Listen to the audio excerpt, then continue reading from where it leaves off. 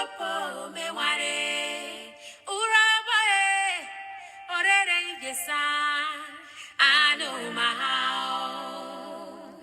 Hey,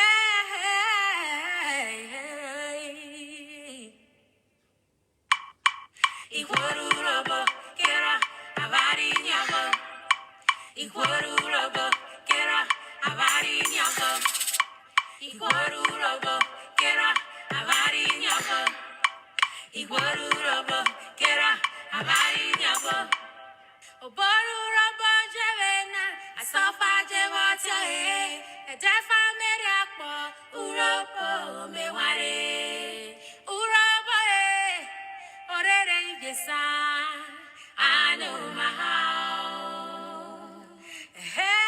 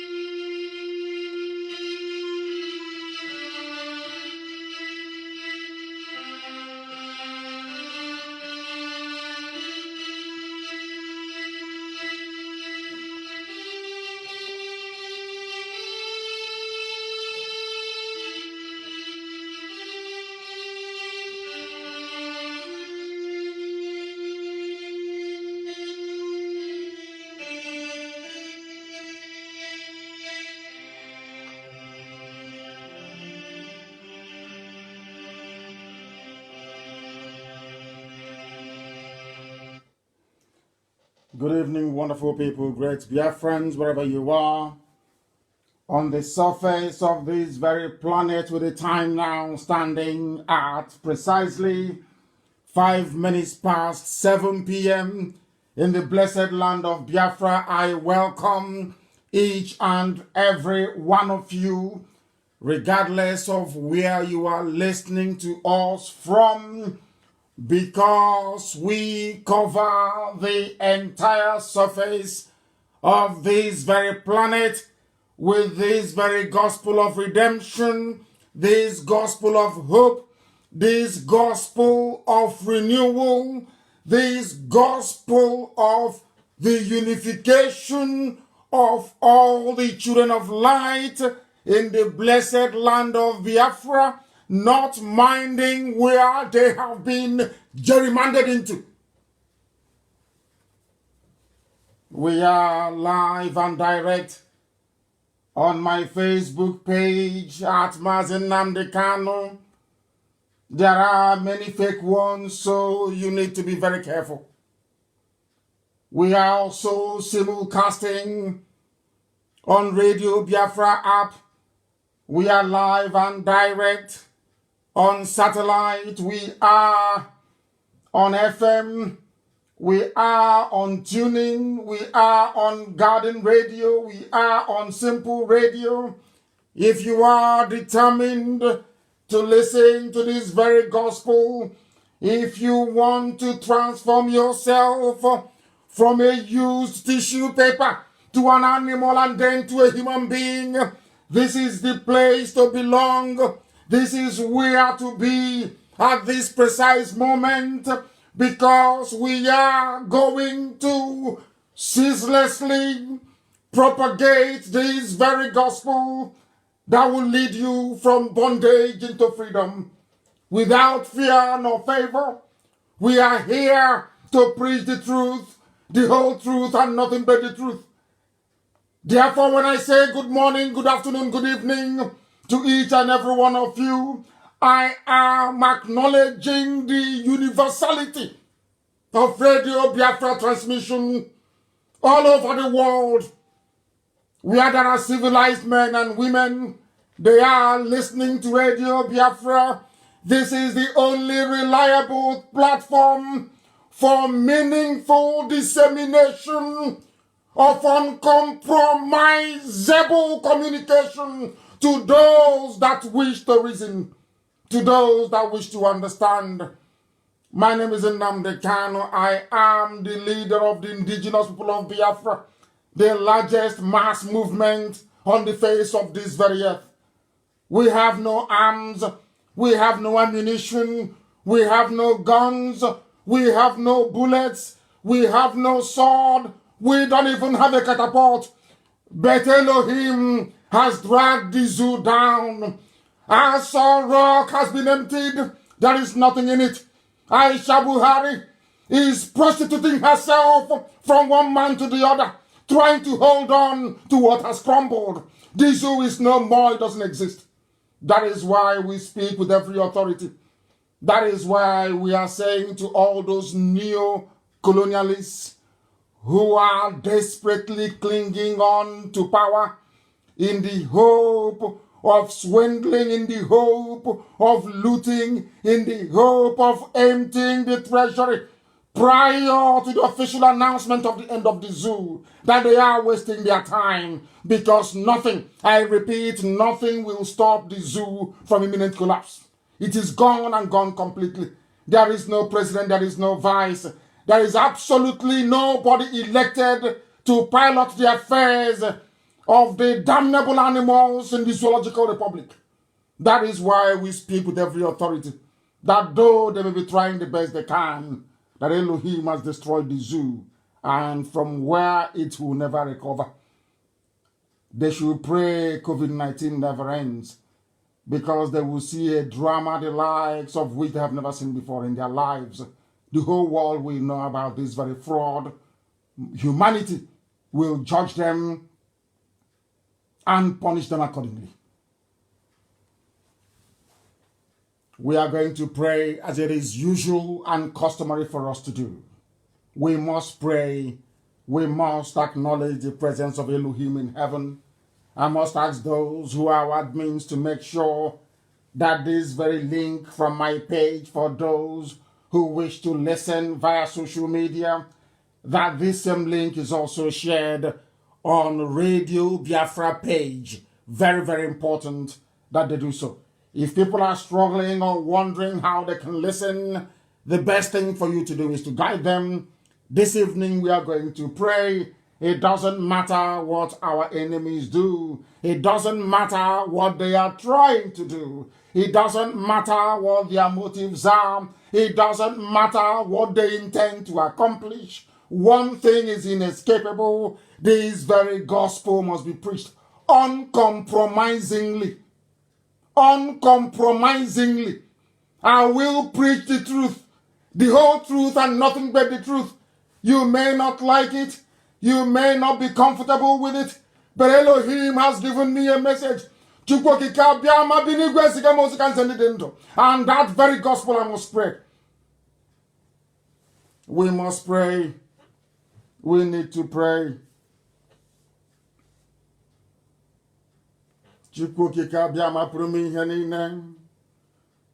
On this very evening, the commencement of our fasting and our prayers all over the world, in remembrance of those that died, that we may live, we ask for your everlasting mercy and abiding love on we who are the living. We ask Elohim for the safe repose of the souls of those that have departed in the cause of restoring Biafra. That very gallant class of 67 to 1970, very brave men, fearless, who for their sake, who for their gallantry, who for their bravery, we are still able to call upon your name today in truth and every honesty. For without those men and women and their sacrifices, the Janjaweed would have overrun your nation. Today we would have been speaking another language, another tongue. Today we would have been worshipping an idol from where we do not know. But out of the abundance of your kindness and your mercy, you remembered your promise to your children. You made us safe. Though we lost over 5 million, you preserved those who today all over the world is a shining beacon of excellence. Those who epitomize the very finest tradition of ingenuity in a black man. They are Biafrans all over the world, and we are grateful for your mercy upon our lives.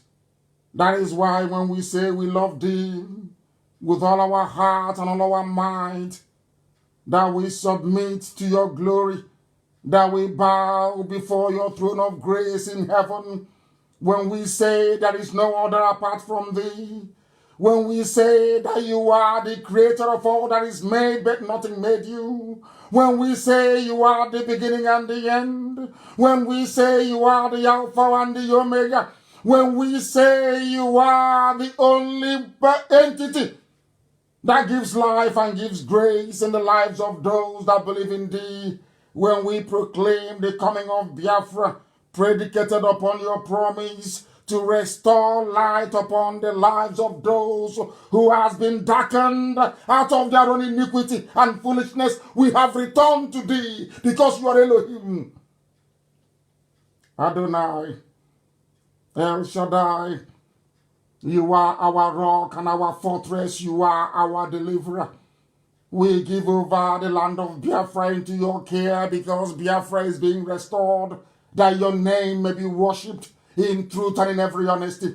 There will be no idolatry in Biafra. I promise you this when I was in detention, that Biafra will come out of your mercy. We will not bow before any graven image. We will recognize your entity as the Father, as the bringer of life and of hope in the darkened continent of Africa, that Biafra may come and your light will shine all over Africa. We call upon thee because only you, Elohim, is worthy of praise.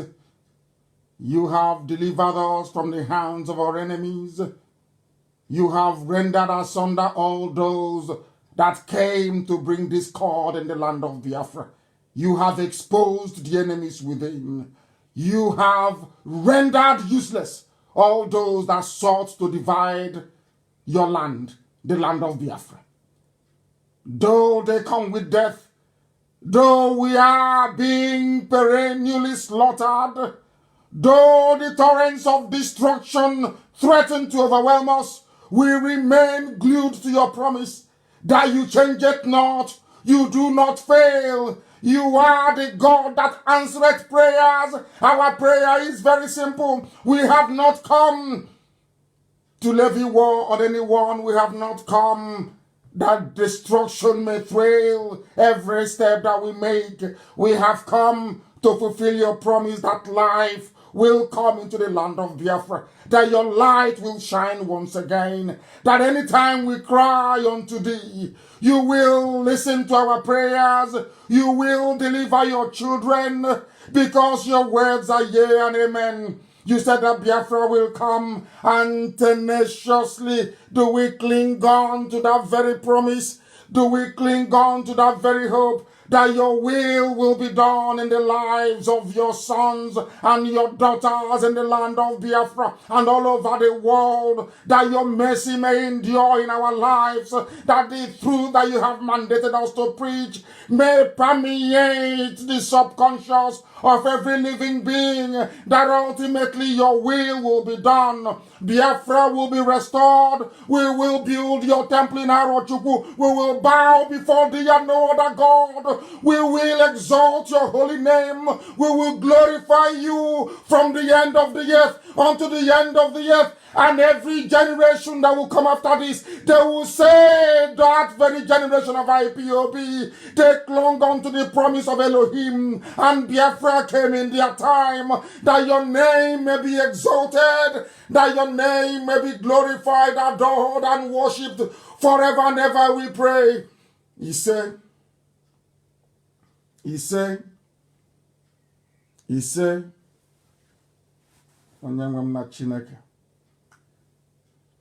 for a few minutes I was in the spirit.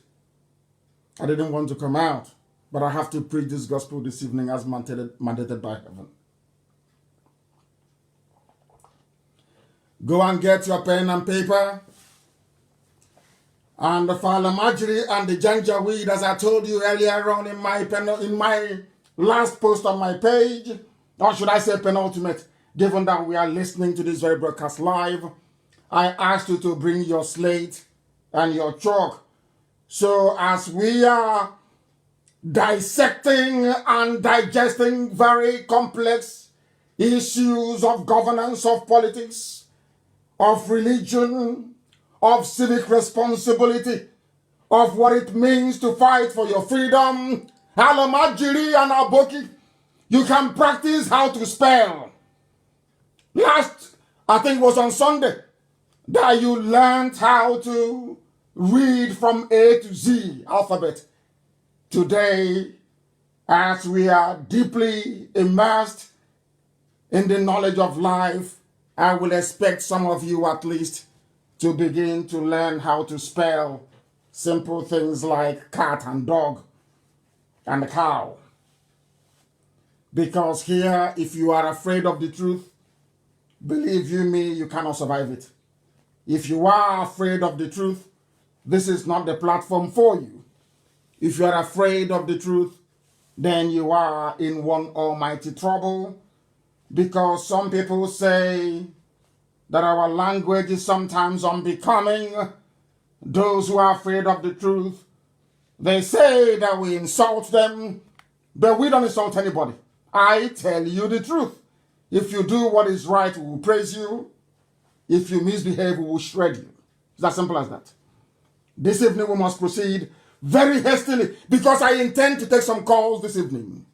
A departure from the norm, a step away from our protocol. I will endeavor, given, should I say, the auspicious nature of the time that we are in, considering that 30th of May is upon us, when we remember those that died that we may live. This very evening, I will do all that I can to make sure that we take your calls. But first of all, we must preach.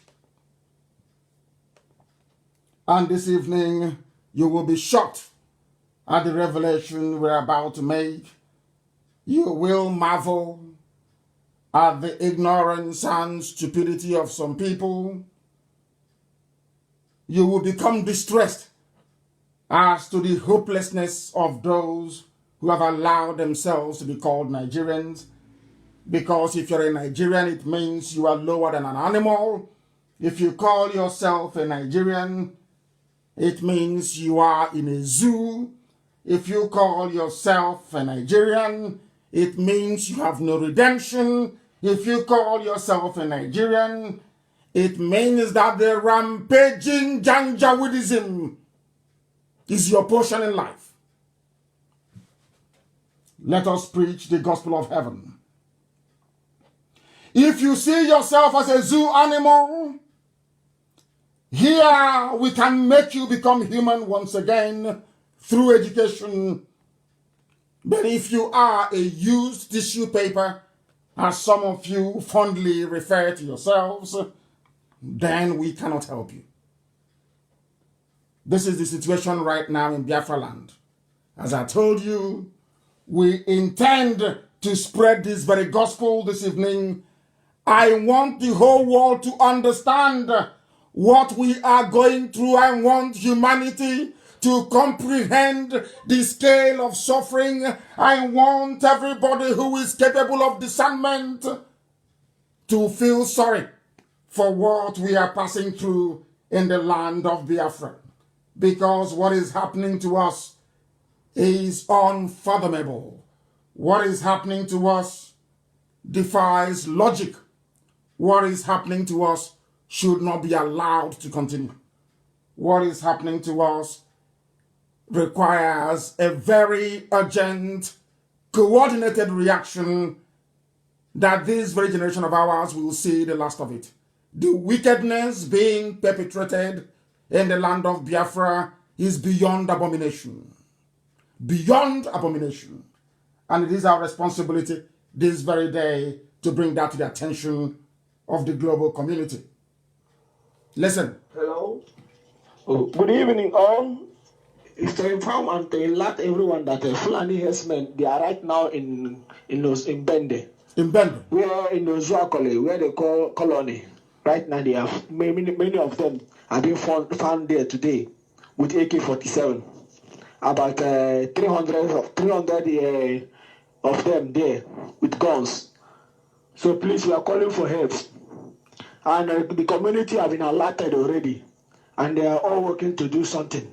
But we still need help because we don't know whether they will attack this night or tomorrow.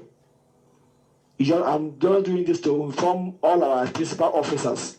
That's a challenge in the Bende, precisely Ozuakole and colony, where they call colonies through colony by colony in that bush, colony and Mba and Loho. There's a forest there. They are in that forest.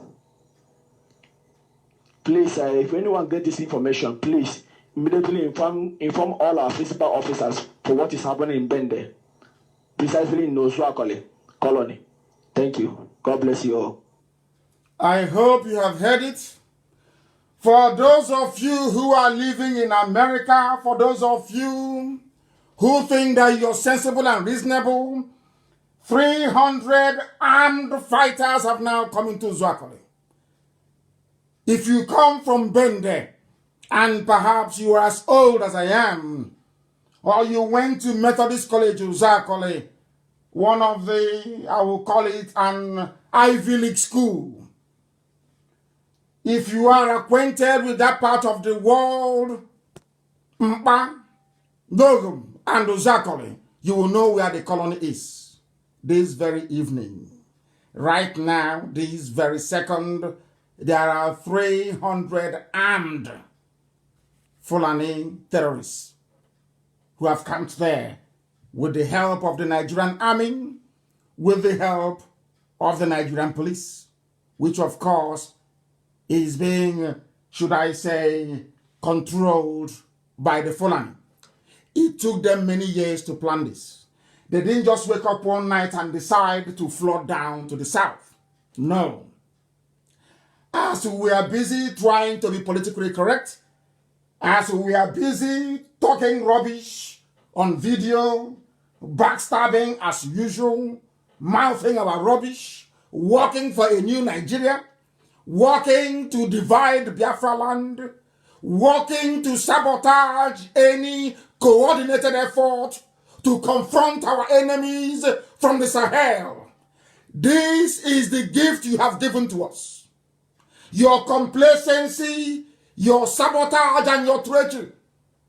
Some of you never knew that it would affect you. But this very evening, if you have ever sabotaged IPOB, if you have ever sabotaged Biafra, if you have ever supported the zoo called Nigeria, right now in Ozakole is the result of your labor. All those years you spent working for the enemy without knowing it. All those years you've spent eating your own flesh out of envy and jealousy because IPOB is blessed. All those years you've spent writing and mouthing rubbish. All those you've spent wallowing in your stupidity. All those years you have spent serving the zoo. The result is now in leper colony in Ozakole. That is what you have given to us. All of you telling us, oh, I have a property in Kanu, I have a property in Abuja, I live in Lagos. Do you see what you have done? Because of you now, leper colony in Ozakole has been overrun. Because of you, the colony has been taken over. A portion of Ozakole is under Fulani occupation. All of you, we've been asking for very many years that we need help and assistance to compel these people to leave our land. And you have been prevaricating, you've been delaying, you've been talking rubbish after rubbish. You've been gossiping, grown-up men in the US, gossiping from one useless meeting to another, from one hopeless meeting to another. All your years of gossiping, all your years of stupidity, all your years of backbiting, can you see the resultant effect in Ozakole? This is just the tip of the iceberg. There is another video from Ebonyi, and I hope that Amaka will lay her hands on it and be able to publish it.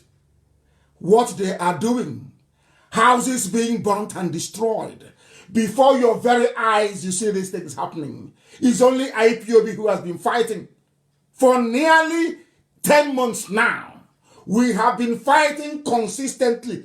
And I will come on air and I will tell you that the Fulani army and police, that Ohaneze Ndioshi and the so-called politicians, they are in concert with these people to overrun and take over our land. Some of you wouldn't listen. But now it's happening. They are now in Ozakole. They are destroying houses in Ebonyi. The very limited resistance we are putting up in Ebonyi is what our budget can carry. I have seen some idiots, they come, some people say, oh, you should stop, you should reduce calling people idiots that our kids are listening. Tell your children that I am referring to those that have betrayed us and who, because of what they have done, both individually and collectively, have put us in a very perilous situation. Our people are dying, our land is being overtaken, we are being overrun. Everywhere they are coming with arms. There is no way I can decorate my words. I'm a very angry person. Very, very bitter at our complacency and stupidity, and you want me to sugarcoat how I say things? I won't do it. If your children ask you, mommy or daddy, why is the uncle talking on radio? Why is he using those words? Look at your child and say, my dear child, I am sorry. I have been very stupid. I contributed to the mess happening in Biafra land.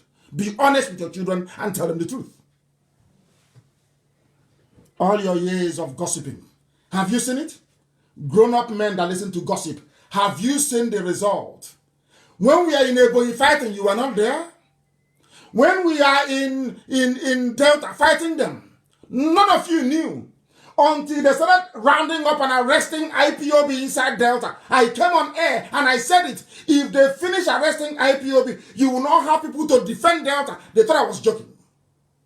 They succeeded in what they were planning with the fire cover. Now the result is there. They have now taken over Delta State. Have you not seen it?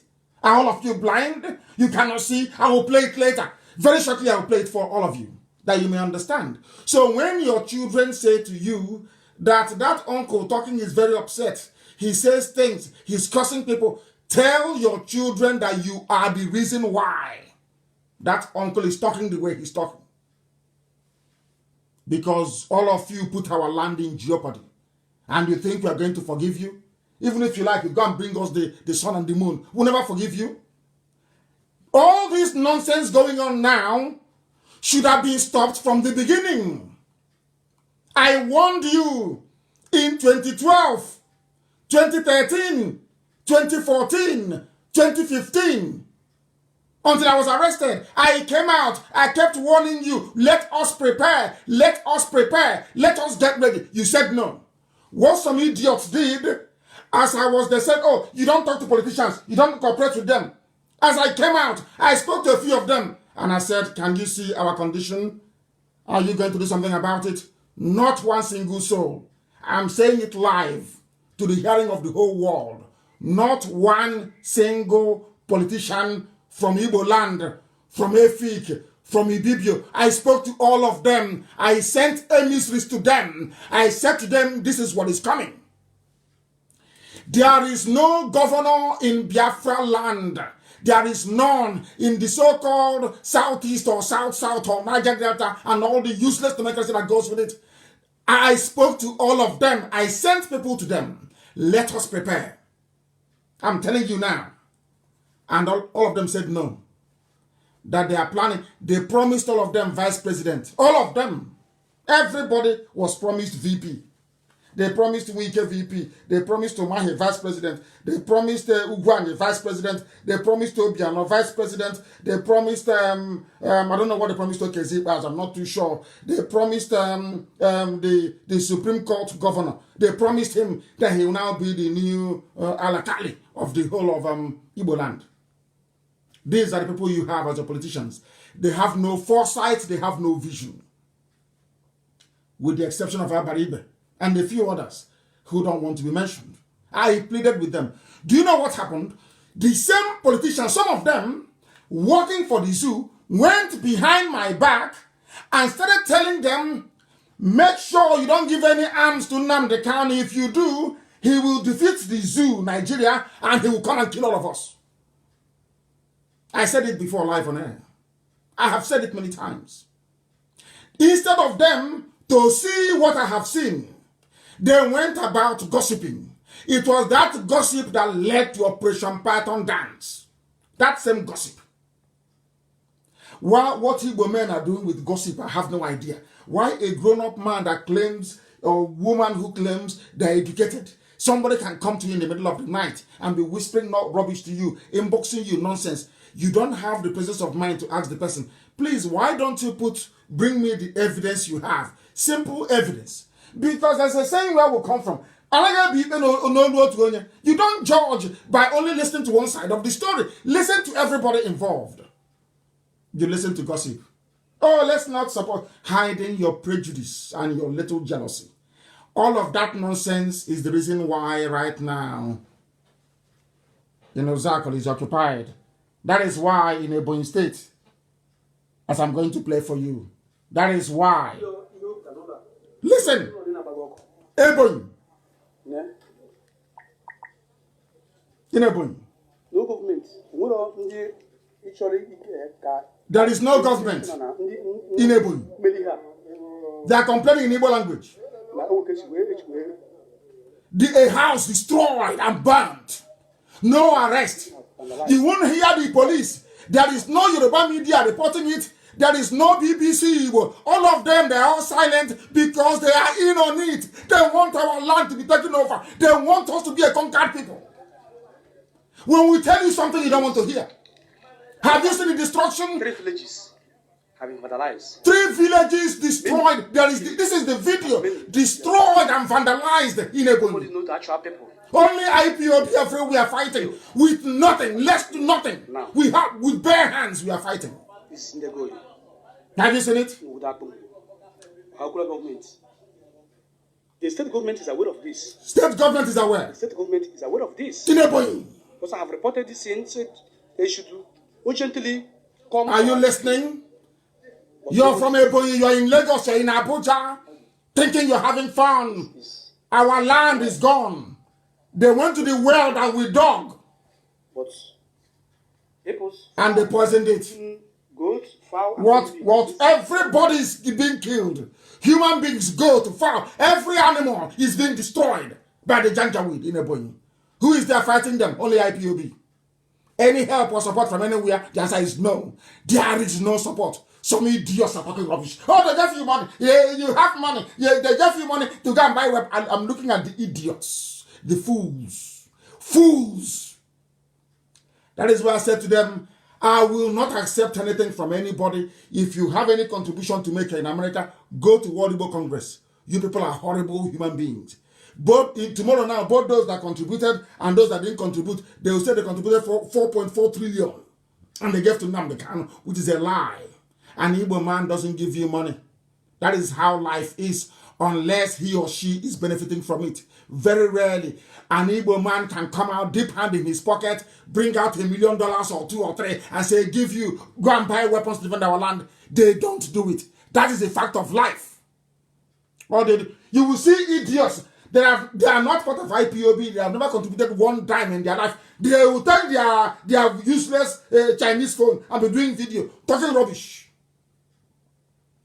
Talking nonsense. That is who they are. That is how they roll. That is how they operate. That is the nature that they possess within them. What do you want me to show you? Have you seen the beheaded woman in Ebonyi? Our mothers are being raped, being beheaded. Every blessed day, we lament, we complain. Somebody say, oh, let's see what you can do. You see another idiot. Tomorrow they make a video. Oh, how about the money we contributed before? But you didn't contribute anything. There is no money. You that is talking, did you contribute to IPOB? The answer is no.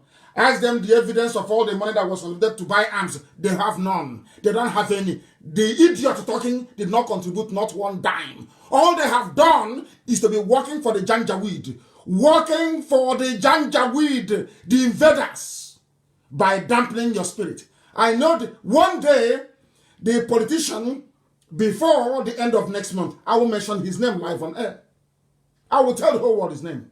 He went about in Abuja telling them, do not support. And I said to him, apart from 5 or 6 people all over the world who can fund this project, who do you think can bring out support for us to move forward? Look at the Yorubas. You can't even learn from them. You can't learn because they come to all of you. They promise you it's your turn now to be vice president. Meanwhile, I'm handing you over to Tambuwal. You work with him. You start to work against the interest of your people. And you claim you're a politician. You claim you're educated. You claim you're learned. You claim you love your people. But in actual fact, you're working for the zoo. You're working for the North to colonize you, to invade you, to take over all your land. That is what is happening, isn't it? Have you now seen it? Look at Ebonyi. Are you not ashamed of yourself? Are people not ashamed? Do you people have shame at all? Do you have shame at all? There was a young man before I came on air, a viral video of a young black man killed. Is it in Minnesota in America? The white policeman knelt on his neck, snapped it and he died. And I was thinking to myself, if Africa was a viable continent, what would black people be doing in America? They would be in Africa. And if we are civilized, I'm not saying they don't kill us in Africa, but if we are civilized, we can build a nation, build individual countries that are capable of protecting our lives and our dignity as a race. But we're in America. We'll discuss it now for 2 days, and that one will disappear. It's gone. Another useless black life lost. The same way they're slaughtering us.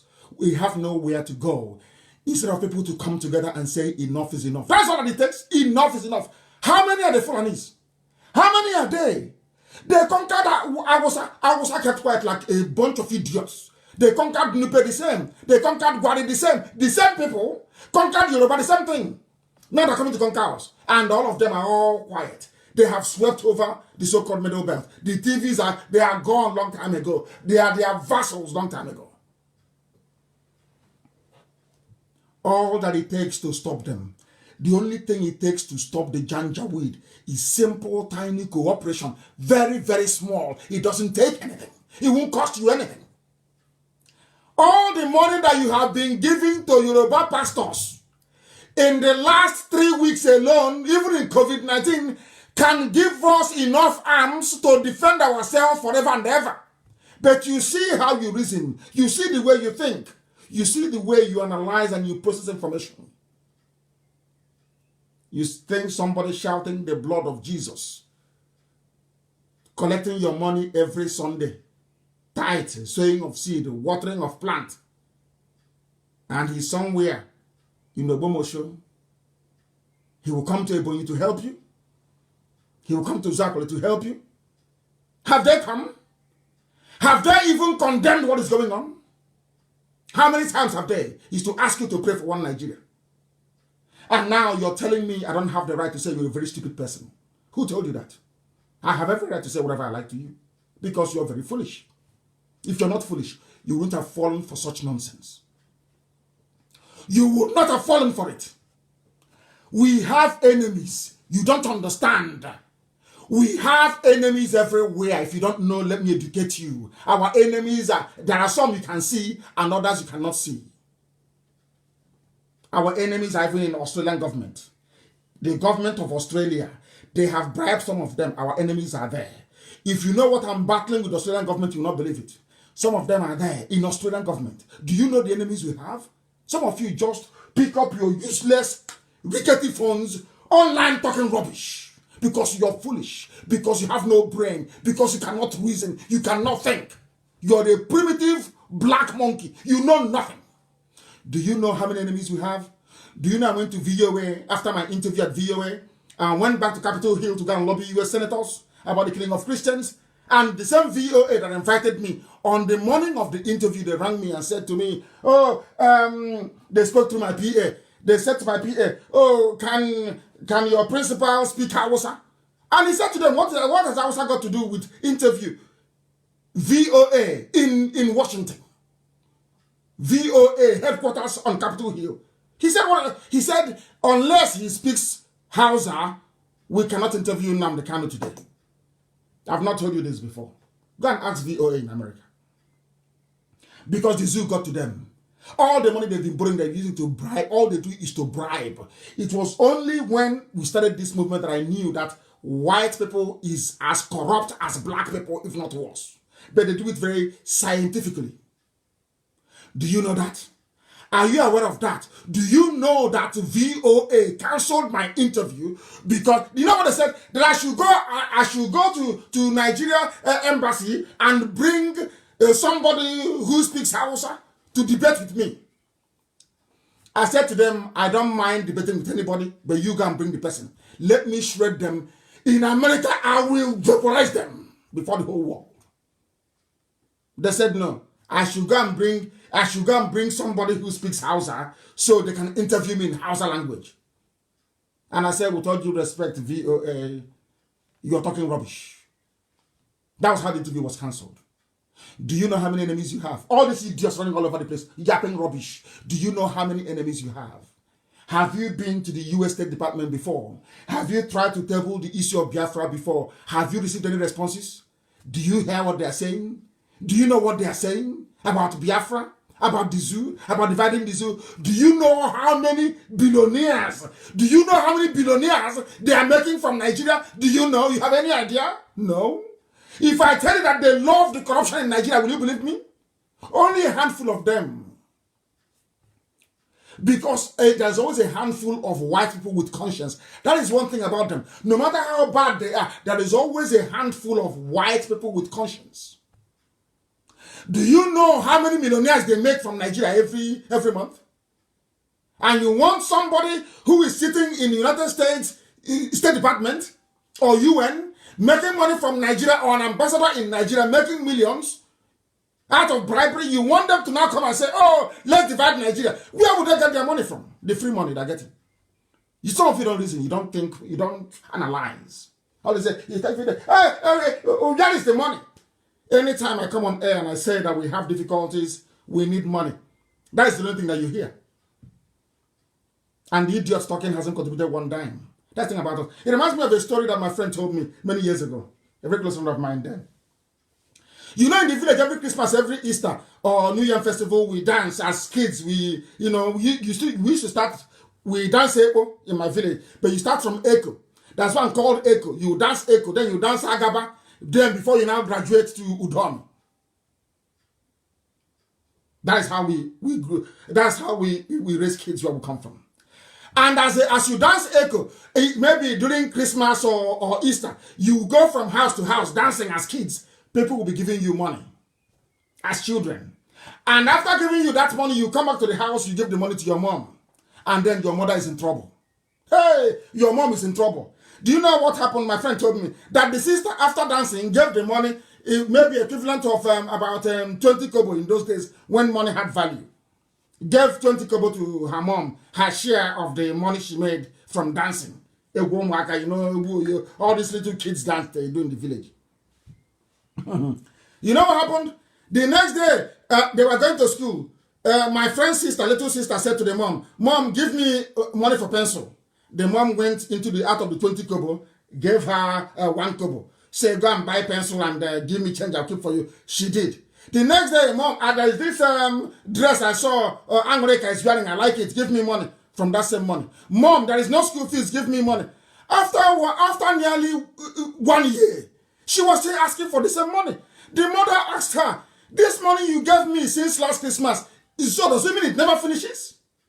Does it mean it never ever finishes? Every time because you gave me 20 kobo, you have collected more than 1 naira from me, you are still coming. If I ask you, oh, where do I get money from? You ask me to go back to that money you gave me last Christmas, but the money is finished, and you're still asking for it." That is how Igbo people behave. That's their behavior. If you ask them for any help, you're in trouble. Any day you open your mouth to ask Igbo people for help, you're finished. Unless they benefit from it. Because every time you ask, "Oh, why don't you go back to?" Both those that gave and those that didn't give, they don't know they are doing the Janjaweed job for them. You don't know that. Your stupidity, your envy, and your jealousy, all it ever ends up accomplishing is emboldening the enemies to come in. Somebody came to me and begged me to become the governor of the state, and I told him I don't participate in politics. He went back and started telling politicians not to, those who had, because as we preach, some of them buy into it. Some are buying into it. They know it's the truth. They know their land will be gone. Are you telling me that Ozakole, where these people are, they don't have any senator, they don't have any House of Rep? Of course they do. They knew it. Somebody, because I said to him, "I can't support you. I'm not into politics." As I said, I'll mention his name one day. He went about telling people, "Oh, do not support. Do not support." And that is why we are where we are today. And now the Janjaweeds have come, and it's not even in the zoo. That tells you all you need to know about these people. They have no conscience. They have no conscience. And our people are making matters worse. Worse every blessed day. That's why I said to them, if you have anything to give, go to World Igbo Congress in America. Don't give to IPOB, please. I'm begging in the name of Elohim. Don't give. Go to World Igbo Congress. I trust Professor Joffo. World Igbo Congress, I believe they have all it takes to handle all of this nonsense, because you people are impossible. Impossible human beings. What type of God made you people? Self. You see, Fulanis in your village, and you're doing sense. You are doing little sense. You are doing video, blabbing your mouth like a pig, like a pig, like a pig. Yapping rubbish like a pig. Until they cut off your useless neck, then your eye will clear. As I was traveling all over the world preaching this gospel, there are people from all these places now under Fulani occupation that will come to my town hall meeting. And we're talking, oh, this thing you're planning, you get us into trouble. But the trouble has come. I told you that the trouble will come. If you like, you accept, or if you like, don't accept, the trouble will come to you. Because if you, that's what I believe in. If you don't look for trouble, trouble will look for you. That is why I believe in looking for trouble. I start trouble myself. Personally, I prefer to start it than trouble coming to me. Now, what is happening to us? I ask you, what is happening to us right now? What is happening to us? We have enemies. Facebook is our enemy. Don't you know that? Tell me, the media house, have you ever heard CNN before come down to do a documentary? Has BBC ever come down to do a documentary? There is BBC, and they see all these things happening. They are aware. Ask yourself, why is it that BBC cannot go to a village, cannot go to Delta, cannot go somewhere and say and ask them, why are these things happening? Who did this to you? Have you ever asked yourself that? It's a simple question. Have you ever actually sat down to ask yourself before, why is it that BBC cannot do a documentary about the invasion of our land? Instead, they went to go and ask Al-Majri, who speaks Igbo very fluently, I must add. BBC. And only IPOB, Nnamdi Kanu, is facing all these enemies all over the world. Do you know how strong they are? Only IPOB. Do you know how strong these people are? Yet we are breaking them down. And instead of idiots to sit down and appreciate the very marvelous work IPOB is through yapping rubbish. You wake up in the morning and you just talk nonsense. Inboxing people. There are some people that all their job is to be inboxing, sending inbox to actually gossip inbox everywhere. Ask them to face me and they run. They can't face me because now I will destroy them with facts and figures. Very neat and very simple. Look at your land is under siege. You're in America. Maybe next week a policeman will sit on your neck or your child's neck and they will break it and they will die. And we'll be looking at videos. Say, hey, this is bad. Oh. And after 2 days, it's all over. That is the price of stupidity. The price of idiocy. When your kids ask you why I use the words that I use, tell them that you're stupid. Look at your child and say, dear child, I am a fool. That is why that uncle is speaking the way he's speaking. If you don't know, let me tell you. You think I'm here to massage words? You must be insane. I don't massage words. I don't. Some of you mean well. You do mean well. You do mean well. But your actions do not correspond with what we are seeing on the ground. You must do a little bit more. Is it only Ebonyi State? Is it only Abia State? Uzakoli? No. Let us go a bit further. Let us go to the land, Igbo land in Delta. Some idiot I read was telling me nonsense about that they are from Ukwane. They came from Bini. Hey! And I said, what is the name?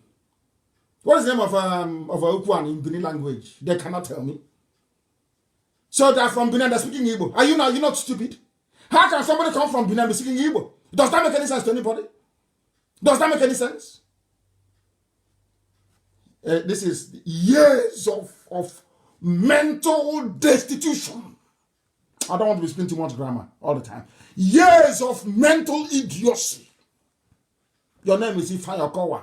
Somebody answering Oviewerem or Moyeren or whatever is coming and telling you you are related to him. You're from Benin and you're jumping up and down like a spring chicken, saying yes, I'm from Benin. Are you not sincere? Is your brain correct?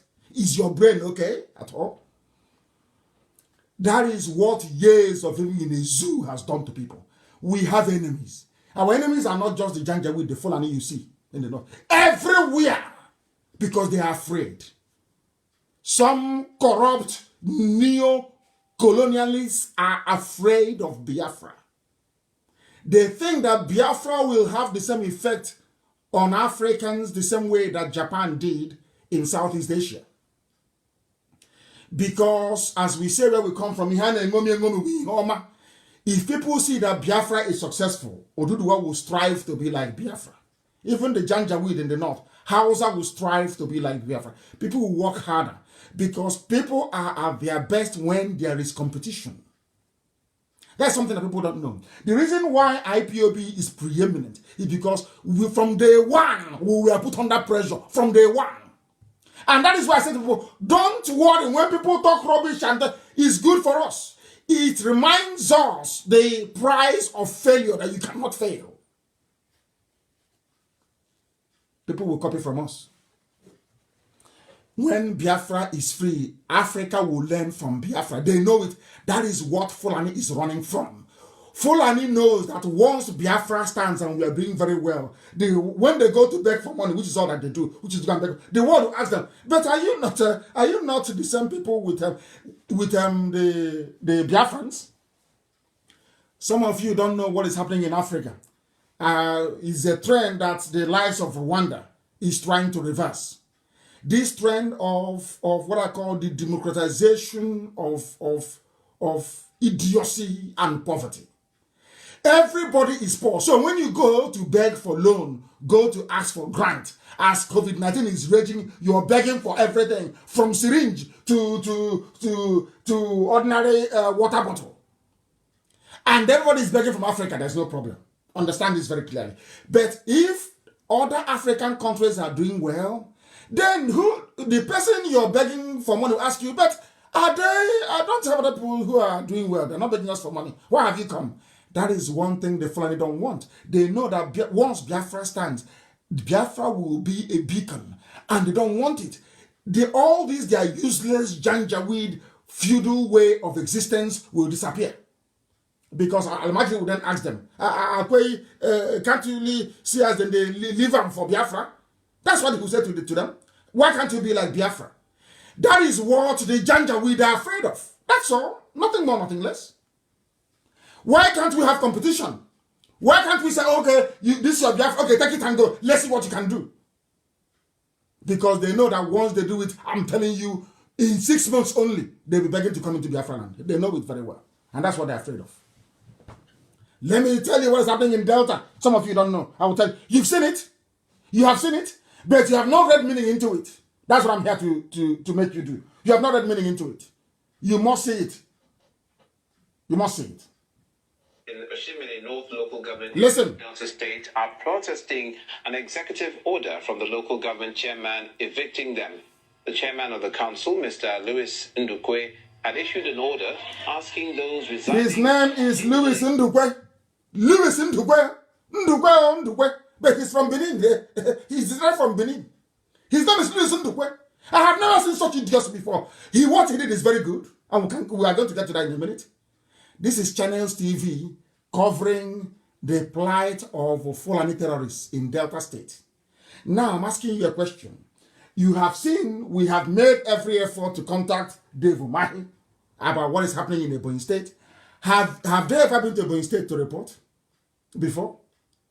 When they were killing us in the north, did you see Channels TV report about the beheading of Igbo people in the north? Or the killing of Biafrans? Have you ever heard them or seen them report about what is happening, the influx, the invasion? No. But anywhere Fulani is under threat, not under any threat, don't live in the bush. That's all. You see channels, they will appear immediately. Oh, they're trying to evict Fulani, Fulani. I am telling you that the Janjaweed, they know who to bribe, when to bribe, and how to extract the best. That is how they're holding everybody hostage. All of you are foolish because they're holding you hostage. You have no brain. They go to channels run by Yoruba. They give them money. Channels will now be covering their issue. Now, when we now go to America or we go to EU or UN, we say, can you see what is happening? They will say, oh, but according to Channels report of the 26th of May 2020, they said you people are the ones disturbing the peace. You're the ones chasing the Fulanis away. Now you understand it? That is what the diplomat will tell me. Wait until after COVID. Once I see that's what they're going to tell me. You people are the ones chasing Fulanis away. Are you following? Listen very carefully to understand how they are playing with manipulating your brain so you cannot reason properly. This is any time somebody comes to you and tells you something wrong about IPOB, Nnamdi Kanu, or Biafra, or this, you plan to cause war. No, that person is working for the zoo. Is working for Nigeria They are working to destroy you, to completely annihilate you as a race. I told you what happened. Did I tell you what happened? Very, very sad indeed. That's what they do. They come and they say, oh, he's trying to cause war. Don't support him. But that thing you're avoiding, it has come to you now. Has it not come? Has it not come? Has it not come? Has it not come? I ask you. Unbelievable. I'm going to show you this evening what they're doing with your lives. It's called subtle manipulation. I did mass communication as an elective. Subtle manipulation. You will not know. They got what he did. They said, this thing Nnamdi Kanu is doing to bring war. That idiot will be trumpeting it all over the place. And you know, all of us Biafrans, our spirit is very, very easy to dampen. If not for the years of training and tutorship in IPOB on this platform, some of you would have fallen by the wayside by now because you are programmed to receive gossip. That is how your mind functions. That is how your essence flow. You are programmed to receive and gobble up gossip without interrogation. And that's what they're playing on. All the politicians that they met and said, don't support IPOB to defend our land. Where are they today? Has any of them come to say, oh, we are sorry? We should have listened to you. No. But did I not warn you before? In America, did I not warn you? So, but I went to America to solicit for funds. They didn't give me anything. No dime was given to me. But you know, some idiots, they have listened to Loretta Onochie, that ex-madam, a harlot trafficker. They will listen and say, oh, but they gave you money in America. I'm asking, who gave me money in America? Where, when, what date? Do you see how they flow? And these are young Biafrans talking nonsense. From their mouth comes rubbish. Compromised idiots that have nothing to offer. Absolutely nothing. That will be mouthing and yapping every blessed day. Now they have come. They're also in LLM. I know you knew as we speak. Let me tell you what's happening in Delta, because some of you don't know. Forested area. Listen. Vacate that place within 7 days or have their structures demolished. Mr. Ndukwe explains that the order is not targeted at victimizing anyone or tribe or person, but to rid the bushes of criminals. Listen. Who always use the place to perpetrate heinous crimes. We are Nigerians. They are saying, oh, Igbos are living in Kanu. They are living in Kaduna. Because of that, we are Nigerians. We have the right to live anywhere we find, including our farmland, including our forests, including our bushes. Now, do you understand what is going on? Some of you saw it, you saw this very news. What did you do? What did you do? Let us hear what Mr. Ndukwe has to say. Mr. Ndukwe from Benin. Oh, my goodness. The government, the federal government, state government should come into our aid and leave us, allow us. Fulani is saying state government, federal government, come to our aid in Igbo land. In Igbo land, in the bush of Igbo land. Come to our aid. Come and help us. Come and help us. Which means bring the army, bring the police. Come and kill all the villagers. So we can take over. The same thing they did to Awosa. The same thing they did to Nupe. The same thing they did to Gwari.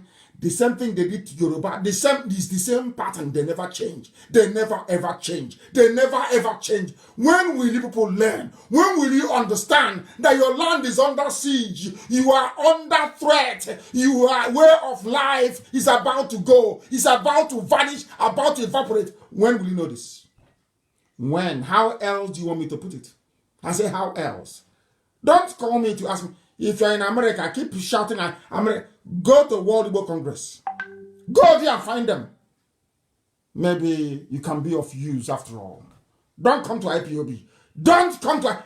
I told you in 2015 that a time will come, people will come to me to lead this very army, and I will not lead it. Go to that video I made in Los Angeles. It's there. It's a timeless classic. It never... People never get out of watching it. Go and watch it again. In that video, I said, a time will come, you will ask me to lead this army, I will not lead it out of your complacency and your stupidity. It has happened. That is why we need nothing from you. IPOB needs nothing from you. We will do the best we can, but if we are facing army. Back home, we are facing police. Cost everything with a gun we are facing, with bare hands. With bare hands. and it doesn't touch you, you are not moved. That's how evil some of you are. All you're concerned about is, how do I become envious? You cannot be Nnamdi Kanu. Elohim sent me. The devil sent you. So who do you think is going to win? God in heaven sent me. You were sent by Lucifer. So who do you think is going to win this very battle? So do you actually think that talking rubbish on Facebook is going to save you? Do you think it's going to save you? When the time comes, you will know how mean we are. Right now, you have no idea. You will see it very, very soon. Let's see. And imagine he's protesting in Delta State. In Igbo land. In Delta State. Protesting. Calling federal government, come and help us. And anybody, this is what Britain loves, British diplomats. Not Boris Johnson, by the way. Hey, Igbos, hey, they have come again.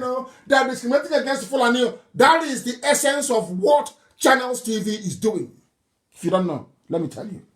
Let's listen. Legal occupants of the places we are living in Delta. They are legal occupants in our farmland. Farmland they didn't buy. Listen. They should come to our aid and halt and stop this said local government chairman from passing this his so-called executive order. Whoever is living in any place is a lawful tenant, is a legal occupant of that place. We have the receipt they gave us for each year we pay tenancy. The ultimatum is a 7-day. This is Ndugwe. That doesn't mean that where necessary, some certain amendments or waivers will not be given, or extension of time. But the important thing of note here, because we're going to come down very heavily on defaulters. We have agreed in tandem with the traditional rulers, we have agreed with stakeholders, we have communicated the police, we have communicated the DSS. What we are saying is that enough is enough. We don't want to accommodate anybody in our bushes anymore. It is not about me. It's about people. And it is what we have decided. And that is how the way to go. If you want to live in Oshimili North, for God's sake, my brother, what is too much about picking up a property in the town? Come and live with us. Our people also farm in the bushes. But we don't live in the bushes. So how come you're bothered about living in the bushes? That means there's something about you. He has spoken like a man. Spoken like a man. Mr. Ndukwe. Like a human being, like a man. We don't live in the bushes. When we go to Kaduna, do we live in the bushes? When we go to Zaria, do we live in the bushes? We are in Meduguri, are we in the bushes? We are in Sokoto, are we in the bushes? We go to the town, we develop it. We develop their places. They come, they go to our bushes to take our land from us. And some of you are busy making useless videos and making a caricature of your idiots online. A caricature of your stupidity. And online, people are laughing at you, but you don't know. The Janjaweed, they are laughing. In Kaduna, in Sokoto, they are just huddled up laughing. Driving their fancy cars. They're laughing at you because of your stupidity. One day you are Biafra, the next day you're Niger Delta, the other one you're South, the other one you're Bendel, the other one you're Midwest. Only one human being. You're not ashamed. Look at, because of that, Bendel, Niger Delta, we are not Igbo. That is why they are in Oshimili. What is the meaning of Oshimili? Oshimili North. Igbo name, river, for river. People don't reason. People, and that is why whenever fools come on Radio Biafra, they get irritated. Because they cannot comprehend the level of understanding we possess relating to our condition in the zoo called Nigeria as Biafrans. They marvel at it. We must continue this very evening. The time now, of course, is how many minutes past? It is now 9 minutes past 8 p.m. in the evening. The whole world is listening to us, of course. Now, listen on. All of a sudden, the same Okoro we've been talking to for ages is now saying, we are now going to take our destiny into our hands. What does that mean in simple English? That thing that Nnamdi Kanu has been saying, that thing IPOB has been saying for years, now we are now going to do it. We will take our destiny into our hands. That is what we have been doing. This is Governor Okowa. Ifeanyi Okowa. Are you listening? He is now saying that as herdsmen attacks persist in Delta. So now you agree that herdsmen are attacking. Now you believe that these people are doing all they can to exterminate us. Now you believe that things are no longer right. Exactly what IPOB has been saying for years. But you are the governor that helped a Fulani man clean up Delta for you. Clean up Delta in the sense that they removed every defenses we put in place in Delta to allow the Fulanis to come in. Now they have come in. They promised him vice president as well. You do your bit for vice presidency. He has done it. Now his land is under threat. Now he's suffering. Now he's feeling the heat. Do you see how they roll in the zoo? Do you now understand it? That's the final cover for you. Now they believe that there's killing going on everywhere. And the Fulanis are protesting in land that doesn't belong to them. Unbelievable. Things are happening in the zoo, you know. Things are happening in the zoo, I tell you. Things are happening in the zoo that some of you will marvel. What is happening in the zoo will shock some of you. It will shock you. And that is why we remain very, very determined that Biafra must be restored. That's the only solution. It doesn't matter where you come from. Biafra is the only solution. Have you now seen that all that Niger Delta rubbish, do you see that it holds no water? All that South garbage, you see, it holds no water. People say, oh, but I'm not insulting you. How can I be insulting you? I'm insulting something that doesn't exist. It does not exist. Not in common sense, not in geography, not in politics. It doesn't exist. There's nothing called Niger Delta. It's as simple as that. How am I insulting you? How am I insulting you? The white man came and took you as slaves. They didn't insult you. They brought their religion and gave you. They didn't insult you. They changed your way of life. They didn't insult you. They named you Water Port Harcourt. It wasn't an insult. They gave you their names. It wasn't an insult. They told you that a Christian name is better than your traditional name. You accepted. It wasn't an insult. Huh? Are you listening? But me telling you that Niger Delta is a nomenclature that shouldn't exist is an insult. Do you say you're even practicing racism in your stupidity? The white man came, took you as slaves to America to work for free for 250 years. It wasn't an insult. He brought his religion. It wasn't an insult. He told you that answering Wamaka is bad. You agreed. That Christina is better. It wasn't an insult, not an insult. But me telling you that referring to yourself as a Niger Delta person is the height of stupidity is somehow an insult. You see how you reason? You see how some of you reason? Before, as somebody rightly noted, elders are the ones that tell history to their children. But today, we are the children. We are telling, I'm an elder, of course. Our children are now telling us about history. Later on, they will say we don't have respect for elders. They don't respect. How can I? You know nothing. How can you believe it? You don't know anything. How can I respect you? You're an elder, but you have nothing. Your brain is empty. How can I respect you? You're an elder and you're there. You couldn't see that the Fulanis were coming. You say what an elder sees sitting down. A child cannot see it from on top of a tree. But you've been sitting down in the zoo for how many years? So you couldn't see the trailer, Dangote trailer bringing janjaweed. So you didn't see the trailer. But you're an elder. Who can see when he's in the bunker? But the ordinary Dangote trailer you cannot see. And you claim you're a leader. Unbelievable. Let's continue. Anybody that you see making a video or a comment against Biafra agitation is a Janjaweed apologist. All those who like their posts are all Janjaweed supporters. They are the people fighting to destroy you. They are servants of the caliphate, all of them in Pandev, all of them in Ohanese. These are the people destroying you. Forget the nonsense they tell you. Forget the rubbish they say when they come on television. They do not mean it because they don't have what it takes. They don't have the guts to push through their conviction. They don't have it. They don't have it. If you tell somebody the truth, it's an insult. What sort of human beings are you? What sort of you? Look at how poor you are. Poverty written all over you. And it says an insult. Because funds are needed to secure Biafra land. And knowing how hard it is, I know for an Igbo man to fund anything he would not directly benefit from, I am directing that every financial assistance that people intended to channel towards IPOB should now please be diverted to World Igbo Congress. Go and settle that with them. Not tomorrow you start telling people you gave us 4.4 trillion. I don't want it.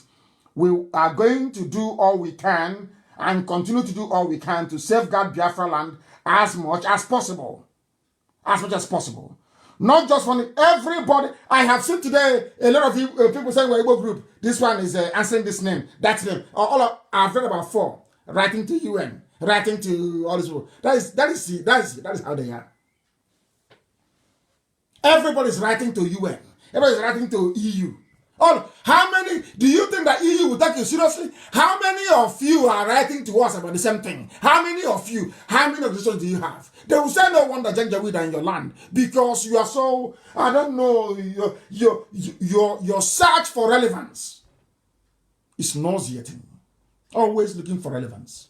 They let them see my name in Brussels. I want to see my name in Washington. Nah, hey, put my name there. Let me sign as well. Stop wasting your time and channel all your efforts and energies into strengthening whatever position WIC has as well, or already in America. And from there, perhaps something tangible may be able to come forward.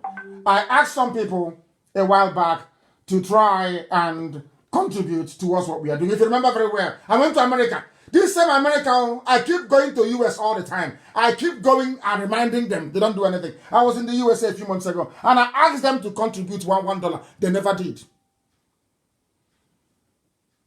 It was only one of our sisters that gave 10,000. Our mothers gave 7,000. What is in the account, I will tell you today. I set up this fund long time ago for this period of Janjaweed coming. What we have in the account is $40,000. You know me, I don't hide anything. That is what they have contributed. And out of that $40,000, $20,000 was contributed by only 4 women. What does that tell you about your people? Now you can see that they want us to be conquered and taken over. Can you see it? In America, and the money hasn't been touched though. Before you start making your videos tomorrow. It's still there in the USA. 40,000. 40,000. 40,000. What does that tell you about your people? What does that tell you about who you are? What does that tell you about who you are? What does it tell you about your mentality and the way you reason? I told them, Fulanis are coming. I warned them. Every time I go to America, I warn them, the Fulanis are coming. They're coming. Every time they're coming. I was sounding like a broken record. Some of the evil ones in Yoruba media, they write, Nnamdi Kanu is instigating trouble. But now that the Janjaweed would have come, they no longer write. To come back and say, oh, Nnamdi Kanu was right. No, they won't do it. Now you understand them the way they flow. You understand who these people are. Now listen very carefully. I repeat, nobody should give money to IPOB to support the driving away of Janjaweed. We don't need it. I don't need it. Find who you can give it to. Not to, I don't give us. Now that the Fulanis have come in, you are looking for IPOB. You go and do it yourself. They'll cut off your head. Go and try it now and see. Do you know how many men we've lost? In Ebonyi. This is Ebonyi. Do you know how many men we have lost in Ebonyi? Do you want me to publish the videos and the pictures for you to see before you believe? That was how we imported a very expensive equipment. And I was telling our people, telling their friends, we have bought this transmitter. They never believed. They were making videos. You ate money. I don't know what is wrong with them. You ate money. You stole money. You did this. You did that. Where is it? After I listened to them, I did a video of where the container was. The same person asking me castigating me and saying that I ate the money, that where is the container, was the same person that took the clip and went to DSS in Oka to tell them, oh, I know where this video was made. You need here, now come, let me take you there. And he's a Biafran. And he has a microphone today, running around saying he's working to unify, working to get Biafra. I told him the sabo with microphone.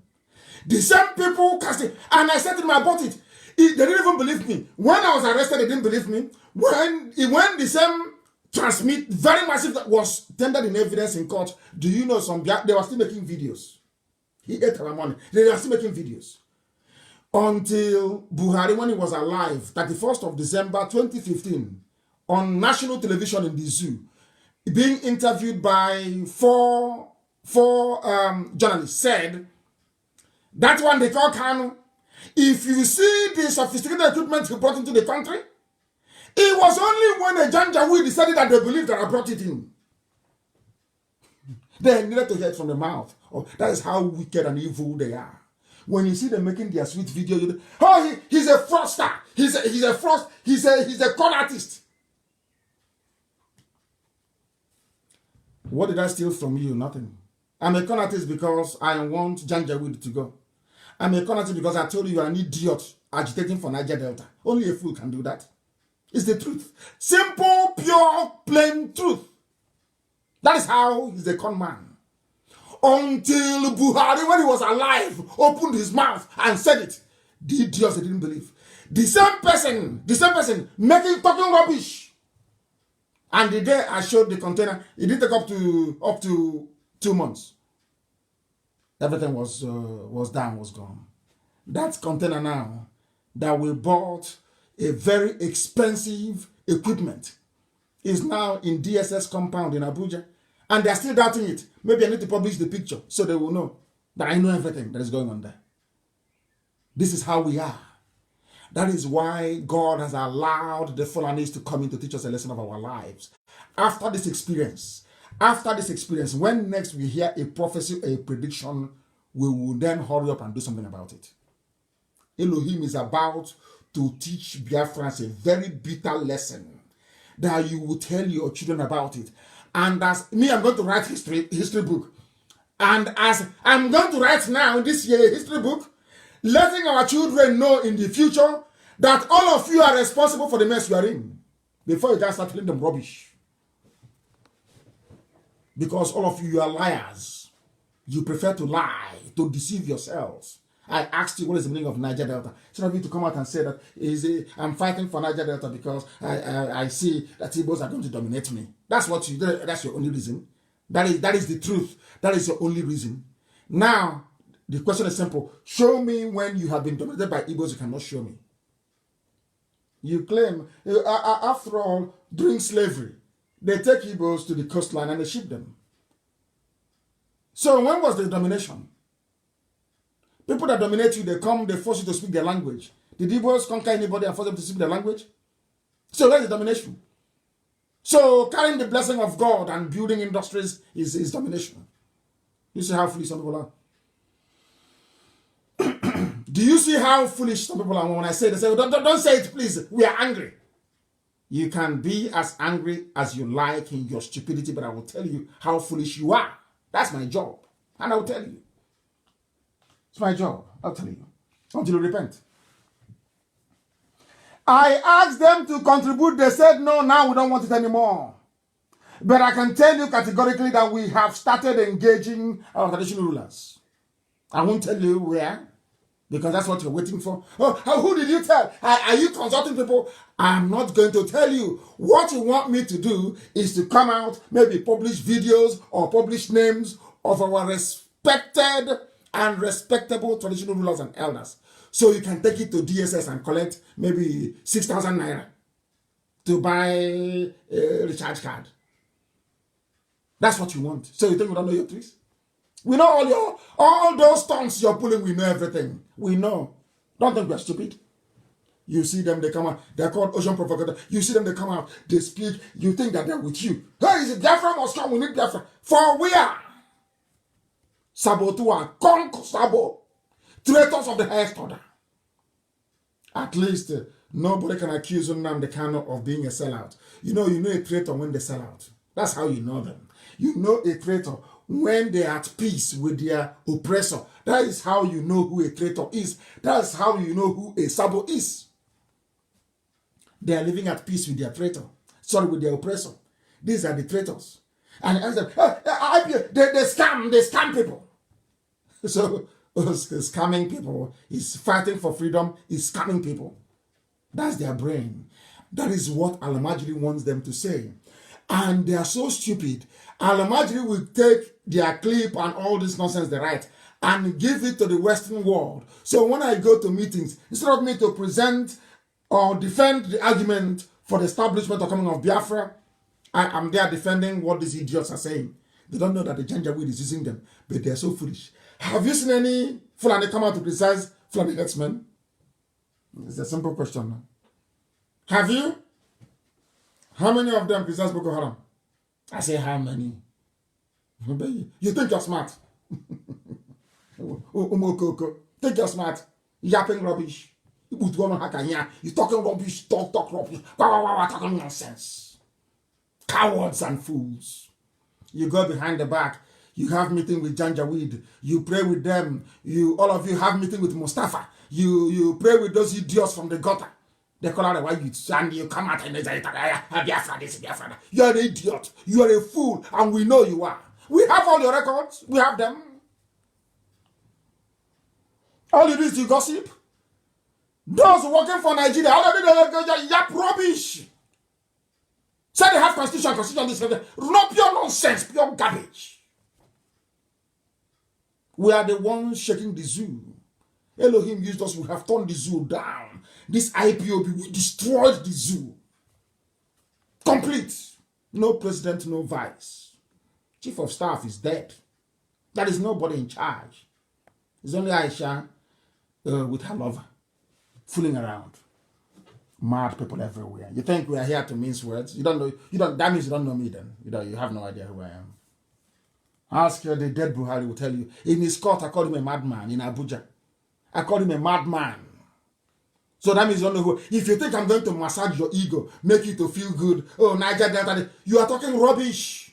There is nothing like Niger Delta. Only an idiot. Only a complete a buffoon. We say he's from Niger Delta. Only a complete idiot. Because my last child, Nabikam will defeat in an argument. He's 4 years old. If you open your useless mouth, say, we Niger Deltans. You're a complete idiot. Complete fool you are. There are mad people everywhere. You didn't go to school. Think I was teaching one or two or poorly conceived grammar somehow makes you an educated person. Have to be able to reason. Reason is what makes you human. Reason. Think, reason. That's all. That's all. Listen to life in the zoo. What is happening in the zoo? Some of you don't know what is going on. I'll tell you. Listen. Army. People are leaving the army. They are killing our sons in the north in the army. All his friends are dead in the army. 7 Div Medugri. My Malari. If you go to 7th Div in Medugri, my Malari barracks, the burial ground where they bury soldiers, go there and look at the names. They are all Igbo names, they are Biafran names. Our young men are dying, fighting the terrorism that the same Janjaweed created, when meanwhile they are shipping their fighters into our land. And you claim you're intelligent, you claim you're smart, you claim you're Igbo, you claim you have brain. I tell you the truth. The truth. It doesn't mean I hate you. I don't. It is the truth. Igbo people think they have sense. An average Igbo idiot will tell you we are smart. In my village, it's called Ako. Ako and Uche, they're not the same thing. Ako means being clever. Uche means being intelligent. They are not the same thing. Cleverness and intelligence are not the same. People confuse the two. They are not the same. Ako and Uche, they are not the same thing. Ako means you're cunning. You want to cheat people. You are conniving. Maneuvering to gain advantage. A very dangerous and debilitating Igbo disease. Maneuvering to gain advantage. I won't be in anything and my name won't come out. I want, as your name is being heard, I also want my name to be heard. But you are not appointed to do this work. If I'm not in the spirit, I can't do this. They had opportunities to kill me. From my arrest to taking me to DSS to going to prison to when I came out, opportunity after opportunity to kill me. They tried to kill me at Obakala Junction. If Elohim destined that I will be dead by now, I'll be dead. They have had opportunities to kill me. But some of you don't remember that, do you? You don't remember.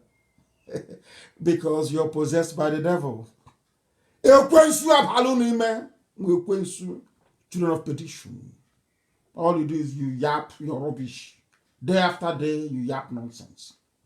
We have destroyed the zoo. Ask them who is fighting them in Ebonyi. Who drove Fulani away from Anam? Who drove them away from Anam? Who is fighting Fulani right now, this minute in Ebonyi? Is IPOB. You want me to come out and announce everything, show you video, show you pictures, so you can use it to go and collect money from Janjaweed. Informants claiming you're offering a critique of IPOB, what they are doing. Even this broadcast we make is a problem, is irritating them. But you go and listen to your Yoruba pastor every 3 hours talking garbage. If you come back from church, you are home watching all those religious channels that doesn't add any value to your life. That's how foolish some of you are. I will tell you, is the truth. Think I'm here to massage words? In my Malare barracks in Medugri, 7th Div, go there and you see your sons bearing Igbo names, fighting for Nigeria. They have killed all of them. And you don't know, it's a very simple trick. Take all their fighting men, put them in the army and in the police, take them to Medugri, they kill all of them, take them to Sambisa Forest, they kill them. They now bring their own soldiers in, knowing fully well that you have all been depleted, that your young men are dead. They now come in to take over your land. Do you understand it? It's a simple trick. It's an Alamajiri trick. A simple Fulani rules, and all of you fell for it. You are intellectuals. You see an idiot who will come out, write 1 or 2 paragraphs. I'm an intellectual. I'm an intellectual. Who doesn't know that what we're saying is the truth? I said, who doesn't know? You can't be like us. You can't be as popular as we are. You can never be. We are IPOB all over the world. You cannot command men. If I give an order tonight, everyone will burn down. Do you understand that? Men are waiting for command. Are you aware of that? I remember when I was abroad, I was preaching, oh, come home now, come home. And as soon as I came in 2015, I was arrested, and people started to agitate for my release. They said, oh, why did he bring his trouble here? This way is not Osumabeke. If you take it up, no. You bring it down, no. I was abroad, broadcasting on Radio Biafra. They said you can't come home, and I came home. They said, why did you come home? You should go back to where you're coming from. You brought trouble here.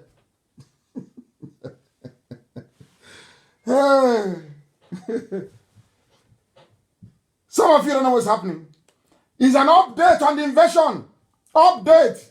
These are Fulani. Listen. Dropping in Ojibo, in Ebonyi local governments of Biafran land. Ebonyi is under siege. Another one. Mean that they bought some portion of land here. And we resist them because we never sold. Of course, we resist them. We are IPOB. We resist. IPOB. We resist. We stand firm as the villagers troop out in mass to tell them that this place belongs to Biafra. And they should go and collect back their money from whoever they gave it to. IPOB in Ebonyi, fighting on 8 fronts in Ebonyi. We are in 8 locations in Ebonyi fighting Nigerian army, fighting Fulani Janjaweed, fighting the complicity and idiocy of the governor, fighting the complicity and idiocy of the politicians in Abuja making promises. IPOB is on the ground fighting. All you want me to do is to give you every secret, tell you everything we're doing. When we fire 1 shot, I'll come back and I say, oh, today we fired 1 rifle in Ebonyi. Are you not foolish? You want me to tell you everything that we are doing? You think our people will follow me if we're not doing anything? Is that what you think? Is that what you think? You mask your jealousy with stupid words that come out of your useless mouth. Because you know we are whiter than white and whiter than snow. Untouchable, spotlessly clean. That is why I say to anybody anything I want to say. But you cannot say the same thing. None of them can. They cannot.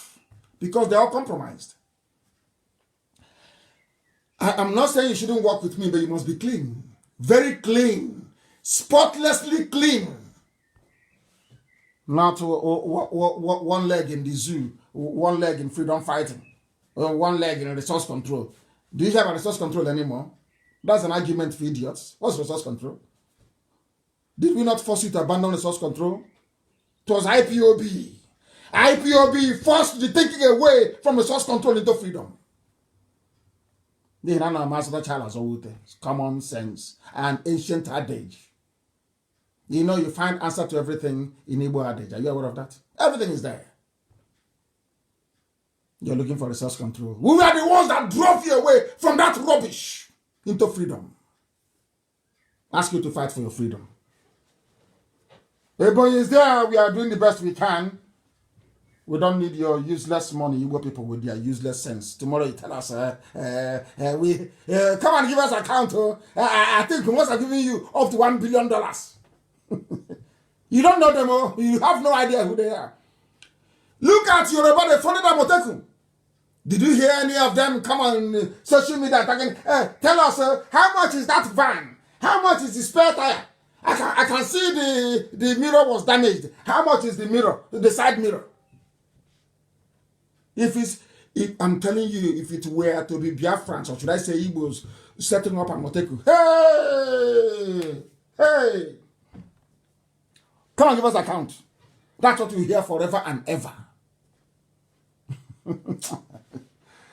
Let us continue. They are hiding weapons everywhere. It is everywhere, everywhere. You know, local, you know, Mwahia, where I come from. You know, local Mwahia South, the village of Oku. I know Oku very well. They have lost their ancestral land to Fulani herdsmen in Mwahia. The villagers have been battling with the traditional ruler of the place, one Martin Ugoji. Martin Ugoji, he was the one that negotiated with a so-called professor, Otunta, Yatu Mudike University, to hand over our land to the Janjaweed, the Fulani, Eze Boniface, Ifani, Izuogu, Mr. Martins, Ugoji. In Oku, in Olokoro, there are a lot of Olokoro people in America. Those from Oku, they are selling your land to the Janjaweed. These are the quality of traditional rulers we have. Some idiots we are making talking nonsense about Obunike, saying I should have. They think we are fools. They think we are fools. They have sold the land, and we have all the evidence. And I sent the record, I sent the video. They sent Obidobiano to me saying, what he's saying is that I gave Obidobiano the videos. Has he come back to me again? The answer is no. I don't talk rubbish. Anything I tell you is gospel from heaven. I am under divine mandate to secure our land, to make sure that Biafra comes in our time. And if we do our maths right, if we remain dedicated and focused, Biafra will come this year. If we remain resolute, unwavering, don't follow the enemies what they are saying. Remain focused. That attack I asked you to launch, maintain that attack. Don't deviate. Don't allow them to deviate you. They are working for Janjaweed. Don't allow them. Focus on the line of attack. Our aim is Asorok. We're not moving from there. We are not shifting from Asorok. That is our gateway. Don't move from there because it's empty. It's empty. Don't let them deceive you. If we work hard this year, I'm telling you, before God and man, Biafra will come. If we work hard, simple by working hard, what do we need to do? It's like pregnancy, they can't cover it. I want to know the most corrupt diplomat in the world in Abuja. I said the most corrupt can never support this grand deception. There is no Buhari in Asorok. As simple as that. If common sense cannot tell you that as a Nigerian, then your mom wasted time carrying you for 9 months in the stomach. Because I'm telling you, I don't know how to describe you. I don't know how to describe you. Our attack is also, we are not moving from there. I made my post before I came on air. Somebody said to me, oh, you're not talking about Buhari's anatomy today. I said, Buhari is dead. I can't talk about him. He's a dead man. Can't you see? Are you blind? Are you blind? They concoct videos for you, telling you it is after Salah prayer. He talked to, are we stupid? Look at the video again. You will see the hand of a man coming from the back of the idiot that you call Buhari. Can't you see? Are you blind? Are you that foolish? Of course, some of you are. Yeah, you're not black people from Africa. This UG black. How can you reason? How can you reason? How can you reason? You are the same thing they're doing to you now. The Janjaweed is coming. They have diverted the attention of every media house in the world away from the reality of the invasion of the South. That's what they do.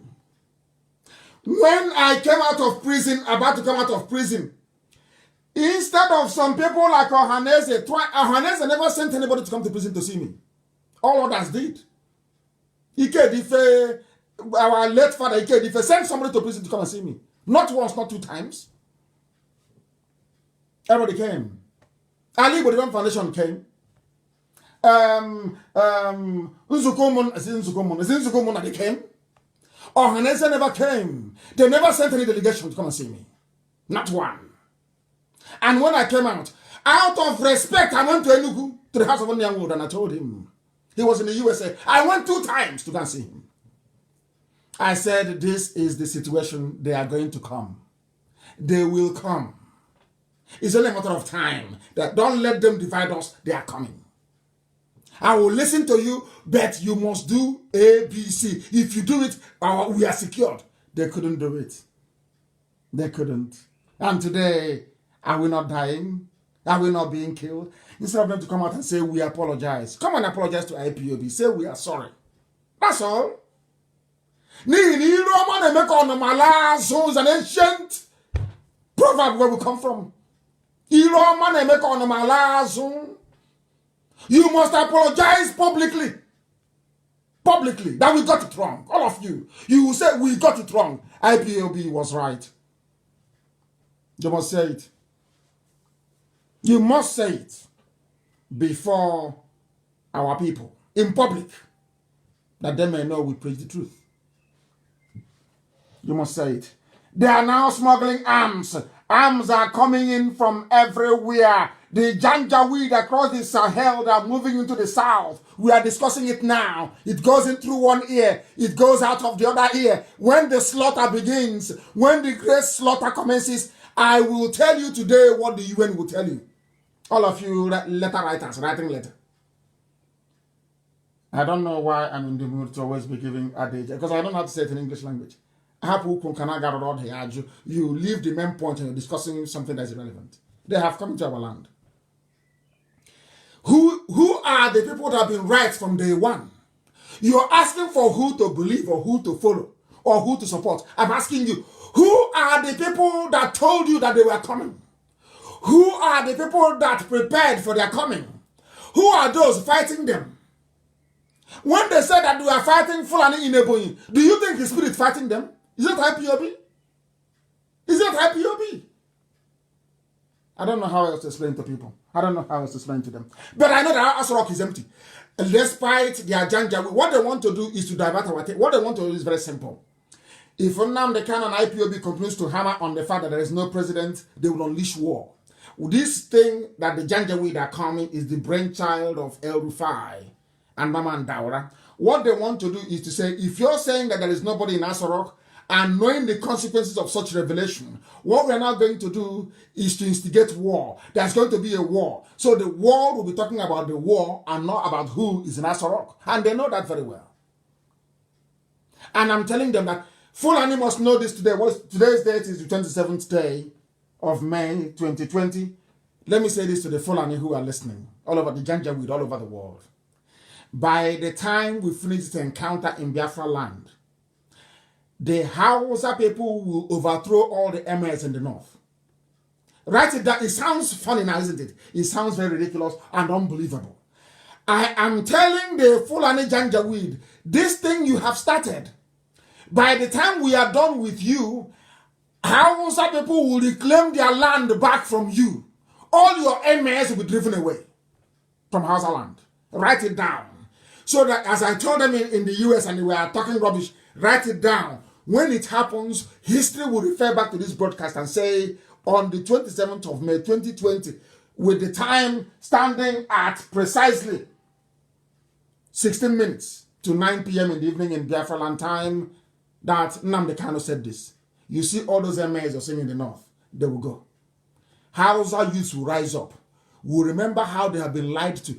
the same lies they fed the brain of people that refer to themselves as Niger Delta, the same lies. That is what Fulani does. Before Fulani conquers you, Fulani will feed you with lies for years. They will fill your brain with lies. They will bombard you with lies. After they must have weakened your immune system, they now invade you. It was those lies and their agents, like Nyanwodo, that they used. I saw someone was telling me about the interview that Nyanwodo gave to BBC Igbo, saying that that he's kind to IPOB, that we're not kind to him. How can I be kind to you? We have the video of you at Nikelek Resort trying to gather opposition against IPOB. I have a video of where you were instigating Operation Python Dance. You were the ones begging Abak Yari. Some of you that want to be vice president, you were the ones begging Abak Yari to attack IPOB and to kill Nnamdi Kanu. If you bring out the Bible, the Torah, and you swear on it, you know you will die. All of you, at Nike Lake Resort. Archbishop Anipewa was there. There are many notable men that were there. If not for them, you would have passed a resolution condemning IPOB and Nnamdi Kanu. What is my offense? What did I do wrong? I told you the Fulanis are coming to kill you. Let us be prepared. That's my crime. Have they not come? Have they not come? I'm asking you. I want me to respect you. If I'm dead in the grave, how can I give you respect from the grave? But you planned to have me killed. All of you, you planned to have me killed. When I was in prison, some of you are running around thinking, oh, when he comes out, he will go into politics, he will help us, he will be like another dumb, stupid who was richer. As if I want money, I don't need your money. None of you sent me abroad, my father did. So, I didn't win lottery to go to overseas. My father sent me abroad to go and study. So I wasn't raised that way. My father did not raise me to become material conscious. I'm not that sort of a person. It's to serve the public. So that anytime somebody knocks on your door, you can open the door. At least if they're not Janjaweed, they have come to kill you. Asarok is empty. We must listen to me very carefully. If you want to see Biafra this year, all of you must go and join Twitter, you must join Facebook, you must join Instagram. We must keep bombarding them with facts and figures. We will have weakened. Elohim has done the job. It's for us to go and march around the wall and bring it down. That's what we are doing now. Metaphorically speaking. Elohim has done. Asorok is empty. We are not that. We are anybody trying to divert. Oh, it's too much now. You start talking about this thing for nearly 10 years. It doesn't matter. We focus on it. That is our gateway. Asorok is empty. I want to see the head of state or the diplomat that will say, oh, Aisha, what you did is very good. Congratulations. I want to see the person anywhere in the world that you may know that what we're saying is the truth. We are live and we are direct. Humanity is paying attention. Not minding what Facebook is doing. Mankind is paying attention because we are being listened to everywhere. On radio, we are on apps, everywhere. The world is listening. Not just on Facebook. This is 0.003% of our listeners all over the world. If I tell you, anytime I finish, the reach I have on every broadcast is over 2 million. If you don't know. But that's only on Facebook. On social media. So I forgot all these games they're playing, trying to dampen your spirit, trying to suppress our numbers. So that is their game. We know. It's Yoruba that writing all these things for them. I know they prepare it for them. When I say Yoruba, the very bad ones, your media, not every. Of course, in Igbo land don't have good. We have good people in Igbo land. Even in Ijaw land, we have good people, very good people. Can't you go to my page and see it? Good men and women in Ijaw land. We are growing. But we grow on the truth, not by suppressing it, on that truth. All those lies they told you, Igbo man is your problem. That is what I'm exposing. I am exposing it that the world may know. Igbo man was never your problem. It's those occupying every position in NNPC. Those running the oil, those you guide pipeline for. You're not ashamed. You're a pipeline guard for Alamachiri in the north. That's why they say Jigawa owns the oil. Who is the idiot now? Just blabbing mouth, stinking mouth all over the place. Mad people everywhere. Asorok is empty. Let's listen to a Yoruba pastor. They can't give me credit. They will, as I told you before, they always look for a Yoruba person to give the credit. Yes, that's how they are. The same way an Igbo man, sitting down, hey, so does it mean after all these things, hey, people will say, Nnamdi Kanu made it possible. Why not me? Instead of that, let me destroy everything. That is one dangerous, very evil and dangerous threat you have in an Igbo man. So everybody has their own fault, too. Everybody. And it's our duty here to highlight it. If you know the what I have done, you tell me. Not empty allegation, substantive. Substantiate what you're saying. Let us listen to what they have to say about when I warned you that Jubril is in charge. Let's listen to a Yoruba man. I'm sure some of you pay every week. You give him money to maintain a very lavish lifestyle. This is why you pay your tithe. So you listen to him. At least Igbos will listen because he's Yoruba. They will prefer to listen to an outsider than their own. That's how they are. That's how they are wired. Let me play it for you so you listen. It's an old clip. But listen to it because you learn from it. Listen. Listen very, very carefully. Listen. This disturbing information came from the Nation's newspaper of Tuesday, November 27, 2018. Listen. Written by one Olatunji Dare, exploded with authoritative assertions, he said. Olatunji Dare, listen, follow this thing very carefully, please. This is Oyedepo, I'm sure it is, explaining about Jubril in Asorok. He never gave me credit. I don't need it. Heaven knows I don't need it. I told you, the reason why I'm playing this, I told you only 2 weeks ago that the reason why the Yoruba media, they know the truth, they don't want to publish it is because they don't want to hear tomorrow that, oh, it came from a Biafran, it came from an Igbo man, it was Nnamdi Kanu. No! If my name was Lan Reshiti, it will be a different game. I want to prove it to you. That's why I'm playing this. So listen very carefully, please. Listen before they say I'm prejudiced. I don't like some people. I do. But I hate bad behavior. I can't stand it. Because I'm clean. Listen. Claiming, among others, that President Buhari had died in the UK in 2017 where he was undergoing medical treatment. From Lanre, not from Nnamdi Kanu. As soon as they brought that nonsense back, I told them that thing there in Asorok, from my father's compound, I said it, that thing in Asorok is not Buhari. I said it in 2017. He is referring to an article written in 2018, loaded with authoritative facts. Hey, Elohim Narotito. Let's listen. How? Listen. That the entrenched Kaaba in Asorok had procured a Buhari double in Sudan and pressed him into service as Nigeria's president. Yes. What? That representative of the Jubril family, that is the supposed imposter, having discovered the gigantic swindle, suddenly showed up in Abuja the other day and demanded to be compensated with a power-sharing arrangement at the federal level in perpetuity. Perpetuity. Plus 50% of Nigeria's oil revenues for 10 years in the first instance. Now, that was on the back page of the Nation's of Tuesday, 27th of November. Tuesday, 27th of November, go and find it. Back page of Nation newspaper. Find it. It was in 2018. 2018. Listen. This is Oyedepo. I'm sure Igbos will now listen. Because it's not Nnamdi Kanu speaking. So they will listen. You know, that's how we are. They will listen now. Yoruba man is talking. You know, we love Yoruba. To be honest with you, we do. It's only Yorubas that can say something and an Igbo man will listen.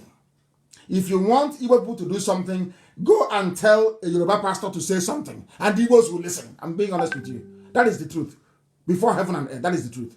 If you want Igbos to listen to anything, go and tell a Yoruba pastor. Winners redeem. Any of them, if once they say it, it becomes gospel. That's how we are as a race. Let's try and listen more. That, and I quote, failing these, they would tell their story to the whole world. Blackmail. from the Jubilee family. He further stated that the Nigerian authorities have entered into frantic negotiations with Jubilee's family to head off what is sure to be the world's dirtiest and worst kept secret, he said. Are you listening? Dirtiest and worst kept. That is why I'm telling you, as a rock, don't let them distract your attention. They write a lot of rubbish. They concoct all nonsense. Do you know that somebody that said that he's a Biafran, I was doing Biafra with in America, when I was photoshopping the pictures of our mothers in Anambra, saying that they had rejected IPOB and me. Somebody who's an intellectual, so to speak, in America. That's how we are. This is Oyedepo telling you, I want this publication found. Go and find it and read it. Yoruba journalists listened to what I said, one of those with conscience, and wrote it in a detailed manner. I was the one that told you this man is from Sudan. I gave you his name. Now that Yoruba has written it, now it is now acceptable. The same thing Niyamwood and World Igbo Congress did. Have I not forgiven them? I've forgiven World Igbo Congress. That's what I'm asking you to go and affiliate with them. Every group should affiliate with them. Let them get this work done. Are you hearing it? Let me start from the beginning once so you understand it. I want it found. I want this publication found now, please. I want it found. I want it found. This disturbing information. Listen, disturbing information came from the Nation's newspaper of Tuesday, November 27, 2018. November 27, 20 what again? Let us get that. I want us to get it right. I want us to get it right.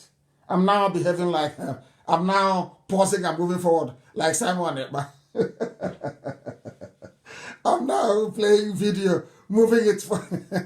I enjoy his program anyway. I watched it before coming here. He's doing very well. All of them are doing very, very well. All of them are doing well. And I'm sure it was the expose by Prince Darlington that caused a change of heart in those that fell behind. We welcome every sinner that has repented. Once you repent, we welcome you. When I listen to someone, but he goes forward and backward with his videos. Very amazing, I must say, amazing. Let's listen once again to what this man has to say. This is Oyedepo. From the Nation's newspaper of Tuesday, November 27, 2018. 2018. November 27, 2018. November 27, 2018. Back page of Nation newspaper. Everything I had been saying about Jubril was there. Yoruba media knew. Yoruba pastors knew. Oyedepo knows that Asorok is empty. Hey.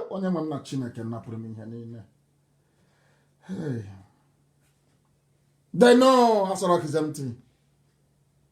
Asorok is empty. He is empty. November 27. Even Tinubu's newspaper, they know. Please hurry up and get it home before they ask Google to delete it. Get it this night before they ask Google to delete it. Gospel from heaven. Like, I'm under divine, as long as I'm behind this man, I am under divine instruction from heaven. Divine. That is why I can never deviate. That is why I can never, my enemy is not there, I cannot compromise. That's why they're talking rubbish. I cannot. I can never compromise. It doesn't matter what you do. It doesn't matter what you say. Anything you do, I can never wait. I can never, ever stop until Biafra is restored. Never. Those that know me, they know. Those that died in my compound, they know why they died. They died that I can continue, that Biafra will come. That was why they sacrificed their lives, that I may continue until Biafra is restored. And they know that we will do it. By the grace of Elohim, not by any. I'm a man, I don't have any strength, I have no energy, I have nothing. Only Elohim, God in heaven, can do it. I know that for sure. And you know that the God we worship is a marvelous God. He looks into your heart. Once your heart is clean and pure, anything you ask for will be given to you. All these things that's happening is just simple prayers. That's all. Simple prayers. Let's continue. Let us continue. And to prove that what Oyedepo just said is correct, The Nigeria Air Force came out and said, we are loyal to Buhari. Have you heard of such nonsense before? During all these so-called democratic dispensation from 1999 under Obasanjo, under Yaradua, under Jonathan, under even when Buhari was alive, how can the Air Force come out and say we are loyal to our own head of state? It is a given. It's in the Constitution. You have to be loyal. Are you now following? Are you now following? They said we are loyal. I couldn't believe it when I read it. We are loyal to Buhari. How can you be? And in the picture, they showed the back of a man, not his face. Now they are very far. Somebody saw that thing on Saturday and said, this is Buhari. I said to them, you are insane. How can this be Buhari? An 80-year-old man. Are you blind? Go and look at every 80-year-old in your village. Look at the pictures they're telling you is Buhari. Does he look 80 years old? A man with kidney failure. A man that had part of his brain removed. He had a brain tumor behind his ears. How can that? You people, I don't know, Zook. Hey, this UG black people. Black people. Who did these things to you? Who cursed you? Who did this to you? Very, very sad indeed. Extremely sad, I'm telling you. But I must preach the truth. It doesn't matter what they do. It doesn't matter what Facebook does. Nigeria Chief of Air Staff, Air Marshal Abubakar Siddiq, has said that the Air Force is loyal to President Muhammadu Buhari. Why would they say they are loyal to him if the administration is not in trouble? Simple, common, common sense. Common sense. Why would the Air Force come out to say they are loyal to a president if that president is not under threat from somewhere? Do you understand it? Do you now understand it? It is the spirit of our fathers they killed in the battlefield, of our sons and our daughters that they starved to death. That was why Elohim said, I will destroy Nigeria for your sake. If your hands are clean, after our atonement in Malaysia, Elohim said, if you keep your hands clean, if you don't compromise, I will give you Biafra. I will destroy your enemies. Before your eyes, I will destroy them. And it's happening today. The Elohim is in charge. In heaven is in charge. The zoo is gone. That is why Air Force is saying, oh, we are loyal to Buhari. Why would you be loyal to your head of state, your commander-in-chief, that the constitution says you must be loyal to anyway? Why must you assert that you're loyal to him? Is because the world is now telling Aisha, you are in trouble. Aisha, you are in trouble. They have told Gambari, you are in trouble. They're not saying we are loyal to Buhari. You think they don't know what we are doing? Their greatest nightmare is Nnamdi Kanu and his IPOB. I say IPOB doesn't belong to me, it belongs to God in heaven. But I lead them with pride, I'm telling you. The very finest people on the face of the earth you can ever lead. We have nothing, but yet we move mountains. Mount we do. Any enemy we confront is decimated beyond recognition. Beyond recognition. That's how formidable we are. Because our hands are clean. Our hands are clean. Our hands are clean. And will always be. Will always be. They now know. Buhari never transferred presidential power to Abaka. Are you listening to what is happening in the zoo? There is infighting. They are fighting themselves. They can no longer contain themselves anymore. A woman is now in charge. Aisha Buhari is in charge. And in Islam, that is a no-no. There is no woman in the Islamic world anywhere calling the shots. But Aisha is now in charge with her boyfriend. So some people are upset about it. Very, very upset about it. Now they're fighting her. Air Force is pledging loyalty. Now they're saying Buhari never transferred power to Abakari, and you're telling me that that same Buhari is alive, and all this chitty chatter, all this nonsense is going on behind his back. He cannot speak. Is that the Buhari you know? The Buhari you know, when the chips are down, Buhari will tell you that my wife belongs to the kitchen, it belongs to my sitting room, belongs to the other room. You know that very well, very clearly. Are you telling me that Hassan Buhari is alive and all this nonsense is going on without him reacting? That means you are either a baby, you are not born when Buhari took over from Shagari, via a coup in 1983, or that you are not following politics, or that you are a dumb idiot. I'm telling you the truth. Buhari is alive and this is happening? Of course not. You know that. Oyedepo knows. Yoruba media, they know. But as I got an intel, which I'm not supposed to share with the whole world, but I'll share it tonight. I got an intel. I had a meeting, very important meeting yesterday with some people abroad, not black people, by the way. And they said to me that they were making efforts, and people told them in the US that they don't want Nigeria to break. That there are some people that don't want Nigeria to break. And they asked them why. They said because that they have over 300 ethnic nationalities. And then it struck me. That's what they always do. Do you see? Ahoda is an ethnic nationality. Ahoda that is Igbo is ethnic nationality. Ikwe is ethnic nationality, which is Igbo. They say Ibibio is, which is of course the closest relative to the Igbo people. They don't want to tell the world that what you have are in essence 4 core blocks of people. They tell them instead you have 300. So American politicians are panicking and say, they're diplomats, not their politicians, and say, oh my goodness, if you try to break down, there will be war in 330 places. Understand the trick. There is that same blackmail.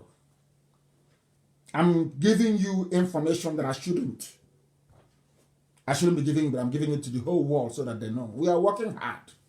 Why can't you divide the zoo? They read my tweet, of course they do. Why can't you divide it now? They said because you start war in 300 places and the world doesn't have the will, the money, or the army to go and to come and police war in 300 places in a population of over 200 million people.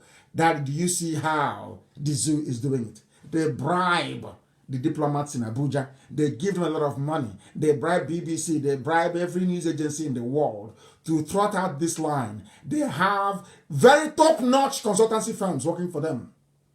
Top, I'm telling you. They give them a lot of money. They lobby them. They give them money to bribe. Once you talk, they bribe you. Just go to the meeting and tell them that if you try to separate Biafra from Nigeria, there will be a war in 300 places and millions will die. That's the only thing they're telling them. Let me sip water.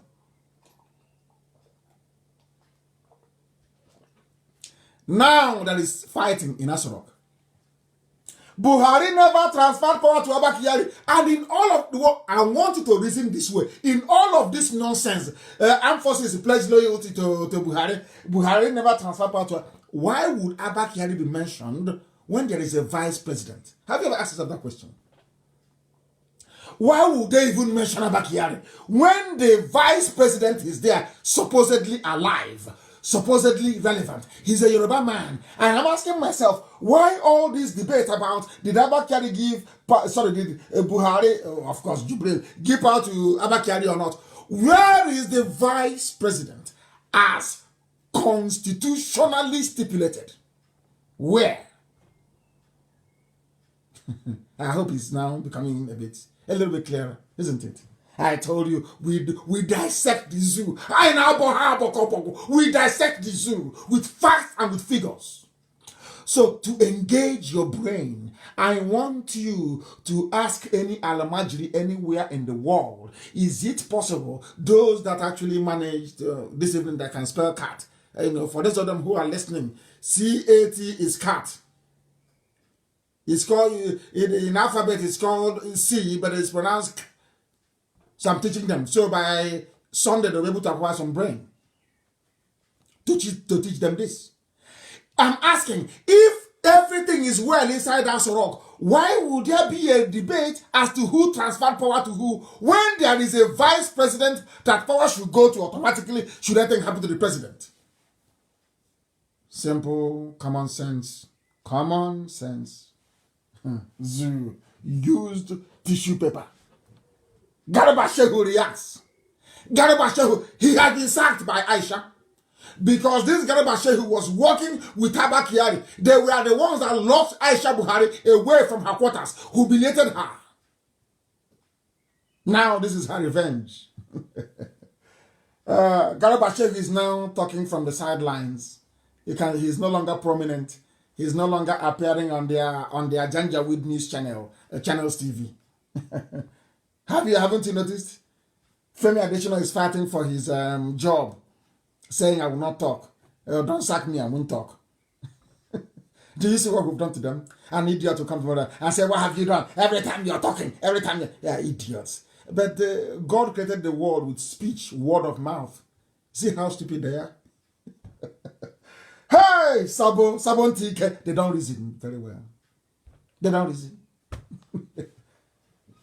Yeah. You preach to them and they call it all manner of names. But they go to their useless pastors every Sunday to hear rubbish. Let's pray for Nigeria. We are here to educate them, to silence the idiots. But they have collected money from the zoo. You can't silence them. They must speak. They must justify the money that they're receiving. They must. Transfer of power. And people are telling me that the zoo is normal. Of course it is not. Air Force pledging loyalty. Where have you seen that rubbish before? The US Air Force pledging loyalty to Trump. That is rubbish. That tells us something is wrong. There's a power tussle. That is what we are taught when we are small, as babies, when they used to tell us about folklore. Tell us stories under the moonlight. To groom you to reason critically. You know, in Biafran culture, we tell little kids stories by the moonlight about the tortoise and the chicken and all the rest of them and the fox. So to engage their thinking faculty so they can begin to reason critically. So that when something like this happens, when Air Force pledges loyalty to a president, you know something is wrong. When somebody comes out to say power was passed over to ordinary chief of staff rather than the vice president, you know something is wrong. It's called common sense. Their ability to reason. I must preach. We have gone over 2 hours, but the Elohim said I should preach now, so that's how I preach it. Please. Aisha is now calling cabinet meeting. Boss Mustafa is now the vice president. Are you people listening at all? Are you following what is happening in the zoo? Aisha is calling a cabinet meeting. Can you believe that? That somebody actually went out and wrote and said, President Buhari, please call your beautiful wife to order. She's trespassing. In a democracy of 200 million people, supposedly. Or should I say, allegedly. Allegedly. And all of them are quiet. It's the 20. Oh, who is going to contest now in Igbo land? What they're going to do? They think they can distract us with their useless presidency. They think they can get us to abandon what we are doing by talking rubbish, election, PVC, all that crap. Again.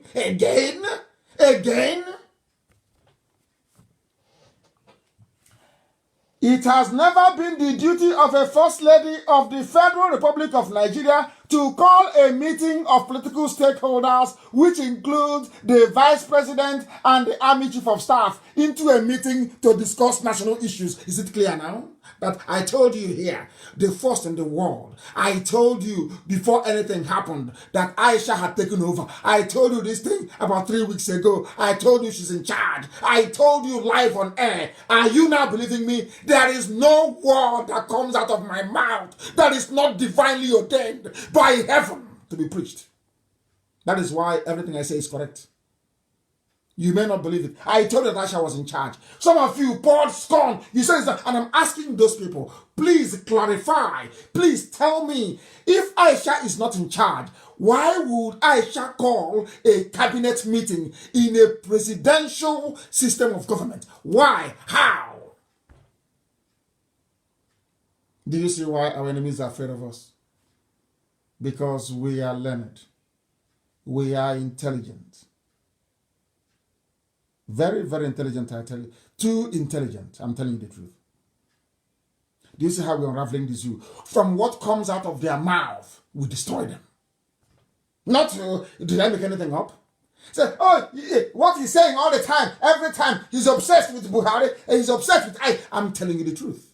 And he's here. And somebody is writing, President Buhari should please call his beautiful wife to order for trespassing. And I'm asking, the same man that said that Aisha should not answer a first lady, the same man that said the office of the first lady doesn't exist, the same man that said Aisha belongs to Zarum. How is that possible? That now Aisha is calling a cabinet meeting when that man is alive, a former military dictator. Are you telling me that some of you have taken leave of your senses? You no longer reason? Now tell me that the zoo hasn't fallen. I want somebody to tell me where an unelected woman brought in her lover. Brought in her lover in broad daylight, in broad daylight into Asorok, a woman in Islam. This is evil in Islam, immoral. All the Muslims in the zoo, have you seen the extent of your immorality? It stinks. It stinks. Aisha is calling a cabinet meeting. And all of you are Democrats, you're intellectuals, with professors. Meanwhile, they are coming to the South to kill you. All of you are under a spell, a Janjaweed spell. I don't know if it is in the suya they give you to eat, maybe in the watermelon they were bringing you, maybe in the tomatoes or in the onions from the middle. I don't know where it comes from. You people are under a spell. Your stupidity has no equal. I have never seen 200 million people so idiotic anywhere, and there can never be anywhere else in the history of mankind. That you have 200 million people packed together in a space full of so much stupidity that it can go around the whole world 1,000,000 times over. I have never seen cowards calling other people cowards. These are idiots. A woman is in charge. She was not elected. Had she been elected, fine. For me personally, I would even prefer a woman president to start with anyway, because they don't steal money. They don't steal. Women don't steal. If you make them try, that's why IPOB is thriving with the little things that we have, because a woman is in charge of our finance. The same thing doesn't happen in the USA. We are going to hand over our finance in the USA to women, not men. Not men. Because men are not transparent sometimes. They're not. Something happening in the USA. We are going to close all that loophole. I don't want to be involved in anything that will bring shame or dishonor to IPOB. Never, ever, ever. That is why we need transparency. There is no transparency in the zoo. None. None. What channels is busy about? Channels cannot do a documentary. Who is in charge? BBC cannot do a documentary. Who is it? Because they have all been bribed. They have collected their own share of the money.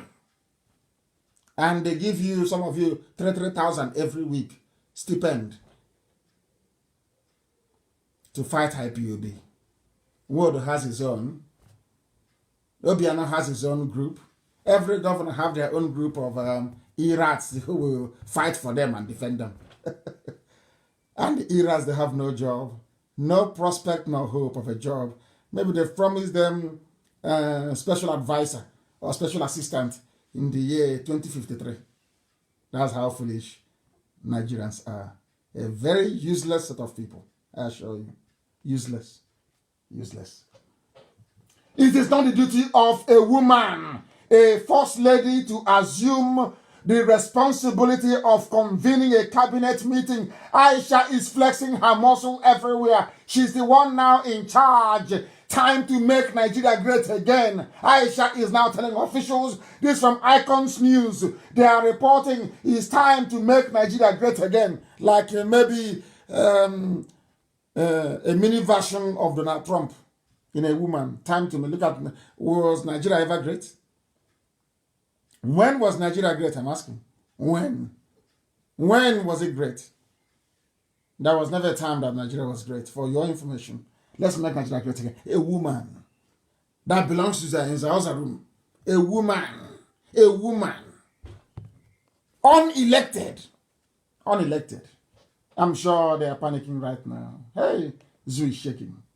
Zoo is shaking.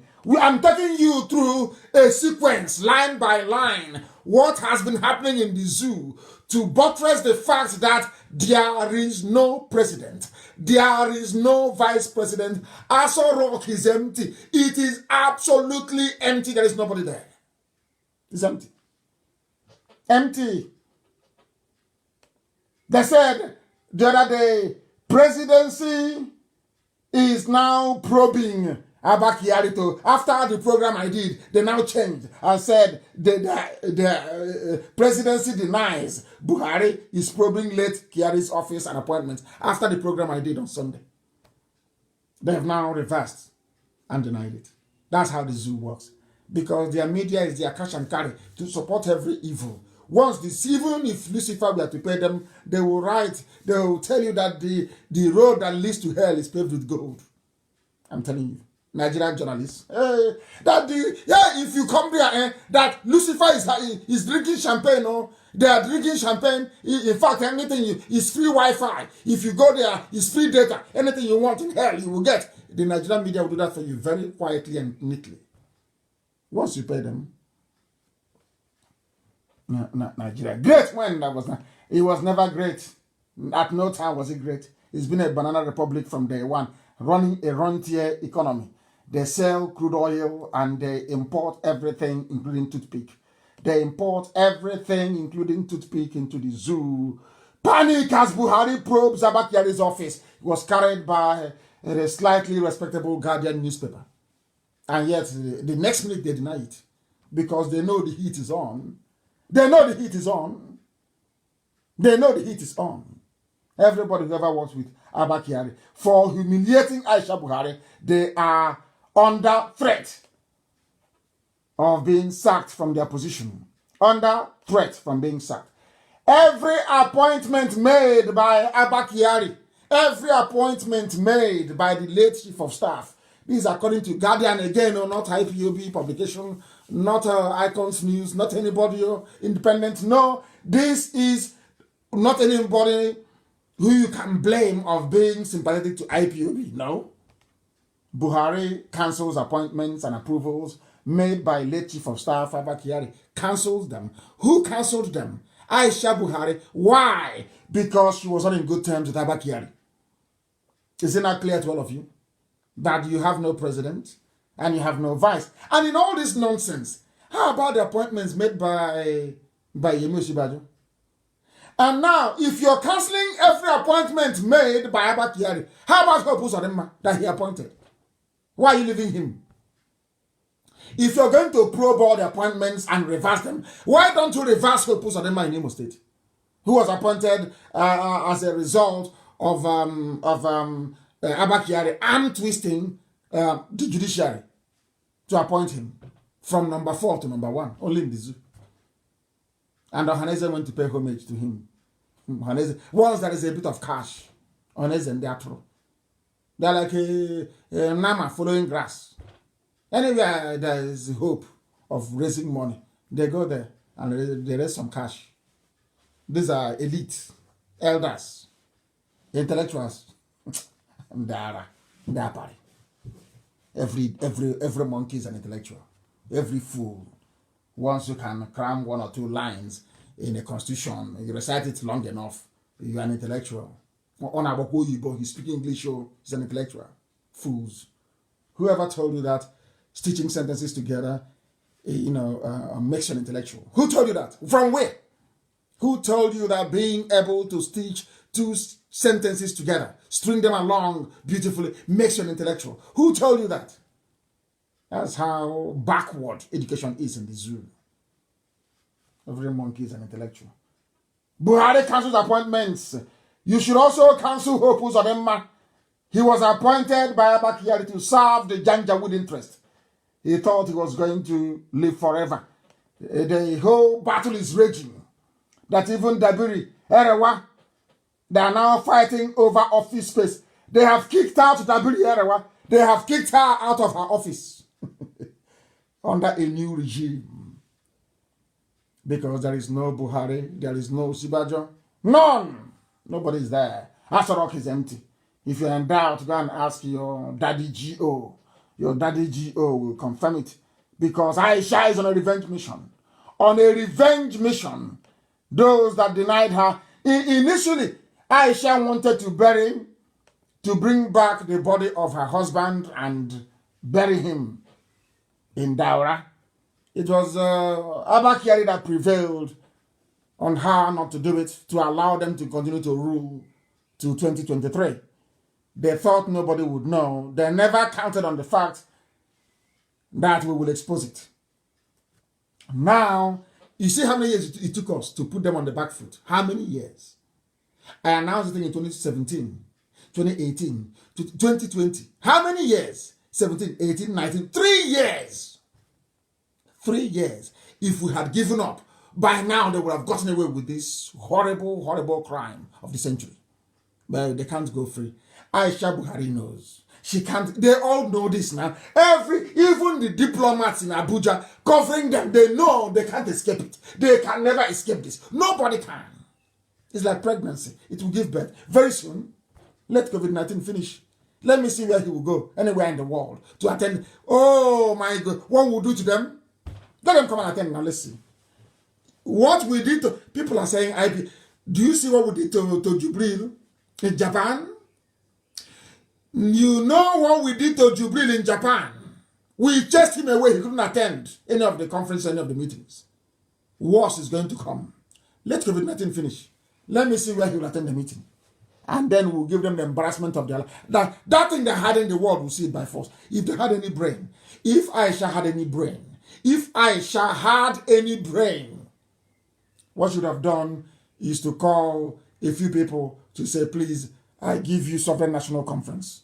Anything you decide is what we're going to do. That is the simplest way of diffusing everything. But they are power drunk. They're enjoying money. Their kids are driving Rolls Royce on the streets of Abuja. They're having fun. Whereas those that say they're Niger Delta, they are drinking the same water that they are going to toilet in, they're urinating in. And I want Nigeria. Are you following me? Are you hearing me? I said their children in Abuja driving flashy cars worth billions of naira. Billions, I said. And you are in Niger Delta doing our oil, doing one Nigeria. The same creek that you go to toilet in, that you urinate in, you go there, you fetch water to cook, you fetch water to drink. And you're in one Nigeria. And Igbo man is your problem. Do you see how daft you? Do you see how roundly stupid you are? How roundly foolish you are? Daft people everywhere. Daft everywhere. Igbo man is your problem. It's our oil. Have you seen it? Have you seen the cars that are driving? I think Ekpa was showing you. Have you seen the cars that are the flashy, beautiful cars? The beautiful, wonderful cars that are driving in the north? How about you? You ate poisoned fish in Bonny? Our people are dying. They are dying in Bonny. They are dying. They ate poisoned fish from the water.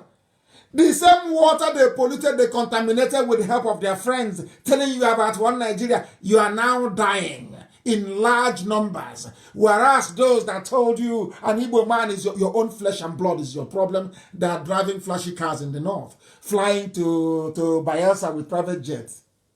El Rufai and the son tweeting. Hey, Zoo, I don't know. I say in my next life and life, I don't think that God has assembled such number of stupid people before in the history of creation as we have in Nigeria. I am not sure that anywhere in recorded history that you have such large number of idiots in one place. Never before. Nigeria is just the only one I can think of. My goodness. She doesn't have the power to give us. How can she give us referendum? They want to be drinking oil. You've not heard them before talk about their oil. I'll play a clip for you later on. You'll hear what they say about the oil. There's some idiots who they prefer to be pipeline security guard, the people from Jigawa, than to work with their own flesh and blood to be free. That's why I told them they're agents of the zoo. But some of you are unreasonable. Because they come and say, we are fighting for our freedom. You think they are real? They are not real. They can never be. They are not real. These are agents of the zoo. They are working for the Janjaweed. They are agents of the zoo. You don't know that? They are playing with your brain. They know you know nothing. You see them, they'll be talking. You think that they are not normal. They are agents of the zoo. Once after doing this program now, they will go and take permission and say, oh, allow me to respond now. Please, allow me to respond to him. Allow me to respond to him. That's what they will say. Allow me to respond to him. News is coming in everywhere. Hey, there's even one. Brad sent it to me December 5th, 2018. Hey, Buhari's double. A postscript. Buhari's double. They know, Yoruba media, they know that Asorok is empty. Yoruba media, they know. After Obasanjo knows. Atiku knows that Buhari is dead. That is how evil they are. That is how satanic they are. All they are interested is oil. Hey, if we allow them, if we expose this secret to Nigeria, will break up and our oil will go. All those, they are emergency millionaires. They'll become paupers overnight. Overnight. I think it is ridiculous for somebody to say that Buhari is dead. Can you do such nonsense? Somebody is in the zoo. I think it is ridiculous. Can you believe how idiotic some people can be? And I keep asking them, you all have forgotten the hole in the neck. Do you think I'll forget? No, of course not. I will tweet it tomorrow again. You think I'll forget? No. How about the hole? So the hole has disappeared? The hole in the neck is not there anymore? And you claim your intellect, you went to school.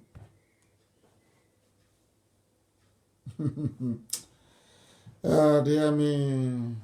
Zoo is panicking. Zoo is gone. They are gone. They are gone. Chief of Staff, this is Sun newspaper.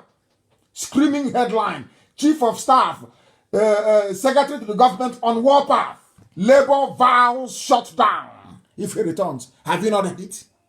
How can you have a president or a vice and ordinary chief of staff appointed newly and the secretary to the government who is doing the job of Osibajo are on a warpath? Are you people that dumb? Are you that foolish? Are your brains blocked? Or is it the way I'm saying it? Am I not communicating very well? Are you not understanding my English? Is my English not ordinary enough for you to understand? I'm asking you again, if the president is there, why would a newly appointed chief of staff be fighting or be on a warpath with the secretary to the government? The oil people. Oil is our oil. You want our oil? Those are the agents of the zoo. Anybody who comes to you and says Niger Delta this, Niger Delta that is an agent of the zoo. Is an agent of the zoo and cannot accomplish anything. They know it's impossible. They know that Biafra is possible. Niger Delta rubbish is impossible. Impossible. I heard one idiot telling me that, as I said earlier, Bini, people from is the old Bini kingdom, all the way to Obar in Anambra is Bini kingdom. Because of the likes of Ohaneze, what the atrocious damage Nnamdi Azikiwe did by not uniting the family. By not uniting the family. I am doing what Azikiwe should have done. Look for your people. What you show to somebody, I can only introduce your brother or your blood relative to you, not your friend. You make your friends yourself. The only person I can bring to you is your brother. I am looking for my brothers and my sisters everywhere. Is there any oil in Benue? I'm asking you. But I know that Idoma are the same people as I am. So is he getting? Is there any oil there? They don't reason. They don't reason very well. They don't reason. They don't reason. Oh, dear me. Chief of Staff is fighting. Why would Chief of Staff be fighting and Labour is threatening strike if you have a president? Mad people everywhere. Hey, we are preaching this very gospel. It doesn't matter what Facebook does. We continue to preach. If you like it, you take it. If you don't like it, that's also up to you. We don't care. Have you seen the picture of Al-Majiri? When I said to all of you that they're all Al-Majiri in the north, you didn't believe me. You know why I love Elohim? Every time when I utter anything, it won't be up to a week. Elohim will show me proof There is a picture being floated. I think it's from Politics Arena. You see Ganduje as a street boy as Alamajiri in Kanu. Alamajiri, there he's the governor, stealing to his heart's content in a country of intellectuals. In a country of intellectuals. They are all Alamajiri, as Tanko Yakasai said. They are all Alamajiri. In their combined tenure of 16 years, I tweeted it earlier before I came on air, and I will command and ask you to go on the tweet after this very program. Obasanjo, Yar'Adua, and Jonathan, they borrowed only a total of 12 trillion naira, only in 16 years. But I can assure you or tell you this evening that in only 5 years, Fulani cabal, running the zoo on behalf of a dead Buhari, they have borrowed 18 trillion naira and still counting. When do you think, or where do you think all the money is going to? It's Fulani headsmen, that is, which is Mieti Allah, terrorists. They are funding their terrorists. They are expanding their territory. They are bringing the people from all over West Africa to come into the zoo, to come into Biafra land. So you don't know. That's where the money is going to. Do you hear them talk about it? Hey, if it's an Igbo man now, he come on. Can you tell us where all that money, where is the money? Can you come and account to us on Facebook? Where the Hey, anyway, every ethnicity have their own fair share of mad people. They have their own fair share of mad people. I can assure you. Nationality movement, Fulham, they have claimed ownership. They have claimed ownership of the whole of Nigeria, from Sokoto to the Atlantic. Oil, people, are you listening? All the pipeline security guards, are you listening? They have claimed the whole of the zoo. Google it. Fulani Nationality Movement, FUNAM, in bracket, claims ownership of Nigeria from Sokoto to the Atlantic. Go and Google it, it's there. And you still believe in one Nigeria. Live on God bless Nigeria. So when a Yoruba pastor is telling you to pray for one Nigeria, you can see that he's working for Fulani people. Can't you see it here? Are they telling me they don't know about this news? Of course they know. But they know what they're doing. They know what they're doing. They played this very video before about them having fun on the streets of Abuja. Let me see. I want oil people to enjoy the sound of the cars, at least. You know, as you're going now to the stream to fetch water from the same place where you go to toilet and urinate, I want you to listen to the sound of cars of Fulani Janjaweed Alamajiri, the type of cars they are driving, having fun in Abuja as you're eating a dead rotten fish that will kill you. Here, Tiboman is your problem, Abi. Let's hear them. Hear them. G700. G700. Ferrari. Lamborghini. Mashallah. Hey. Look at them in Abuja. Their father is rich on oil from Biafra land. Are you hearing the sound of the engine? Are you hearing it? Look at the cars. They are racing. Over the street. Hey. Look at them. Lamborghini. Look at them where they park the cars. Every range of car that you think of. This is as you are struggling, this is as you are struggling to find water to drink in the creeks. As you're struggling to feed. As our children are going to school, they are falling into the creeks and they are drowning. They have no food to eat. There are no houses to sleep in. As our mothers are suffering in the so-called Niger Delta. The only way out is Biafra. Yet you know that the only way out is Biafra. But you come and you're talking all this nonsense about South, all this garbage. Knowing fully well that Alamajiri children are having fun in Abuja, driving Maserati that they didn't work for. Now you see the full meaning of divide and rule.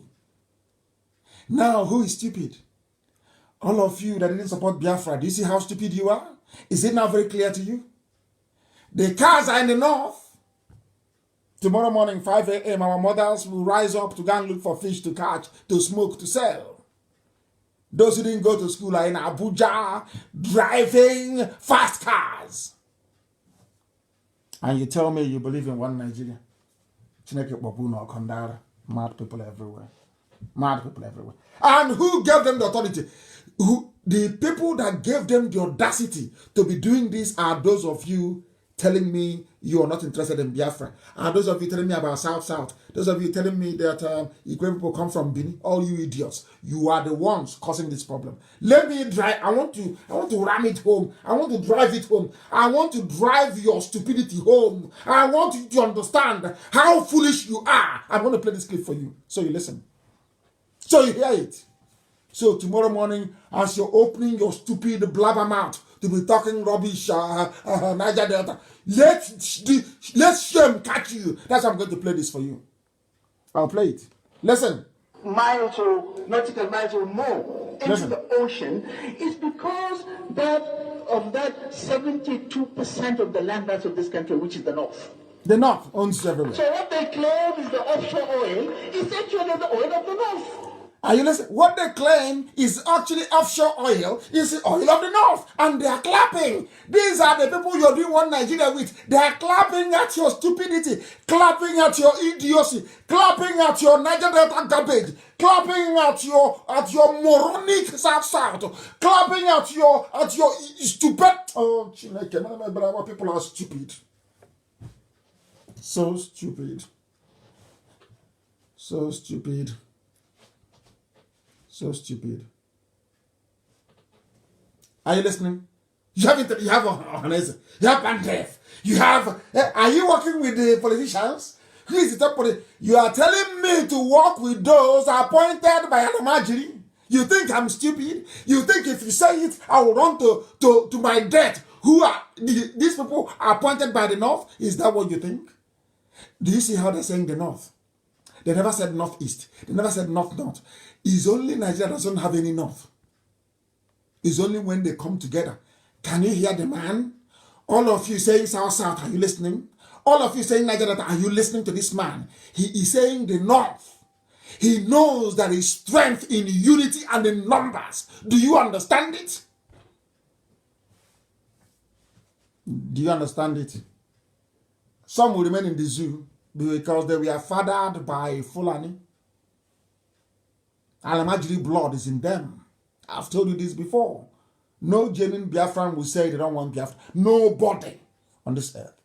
Because we are born with freedom inside us. That's who we are. They go all over the world. They hire people. They go to Israel. They go to Facebook. They pay them who try to frustrate Biafra. They go and open fake accounts and they're yapping rubbish. And we spend time responding to idiots instead of blocking them. These are fake. God open them. They are all fake. Fake. Because they think that the mind of a Biafran is very, they can subtly to manipulate you into hating yourself. And they've succeeded.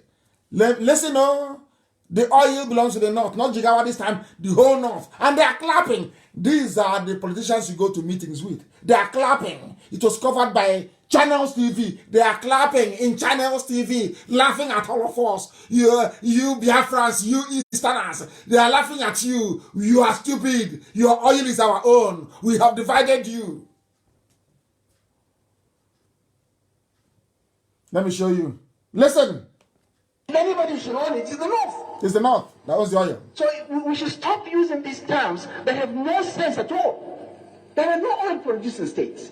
Are you listening? It is only the Nigerian state that produces oil. Miles or nautical miles. Are you listening? Did you hear that? All the oil belongs to the North. They have said it openly. It is not hate speech. Nobody's complaining. You don't have the Alamajiri complaining. If it is me that says such a thing now, hey, they will call of them. Are you there? Where's our boy? Are you there? Say something. Nnamdi Kanu say something. Come on, respond to him now immediately. He got to come and make one stupid video looking like Ewi Nkapi talking rubbish on video. Is it not clear to all of you that you are all slaves of the North? by the North, they mean Fulani. They are very clever. They know they cannot keep saying Fulani. They need to carry along the docile, conquered North. All of them. They are united under one thing: hatred for Biafra. Hatred for everybody. If your mother is tying two-piece wrapper, they hate you. It doesn't matter if you're Asian. It doesn't matter if you're from Ogoja. It doesn't matter if you're from Igede. It doesn't matter if you're from Obubura. It doesn't matter where you come from. Once your mother ties two-piece wrapper, you are nyamly to them and they will hate you. Simple common sense. Some of us lack. Very sad indeed. Very, very sad indeed. We are moving on. Heaven gave me a message to preach, and that is exactly what I am this very evening. Somebody said to Pa Edwin Clark, continue to work for cohesion and progress of Nigeria, according to Buhari. That's Aisha. Yeah, Aisha's boyfriend. According to Aisha's boyfriend, continue to work for cohesion and progress of Nigeria. Listen to what they say. I told you the man is a traitor.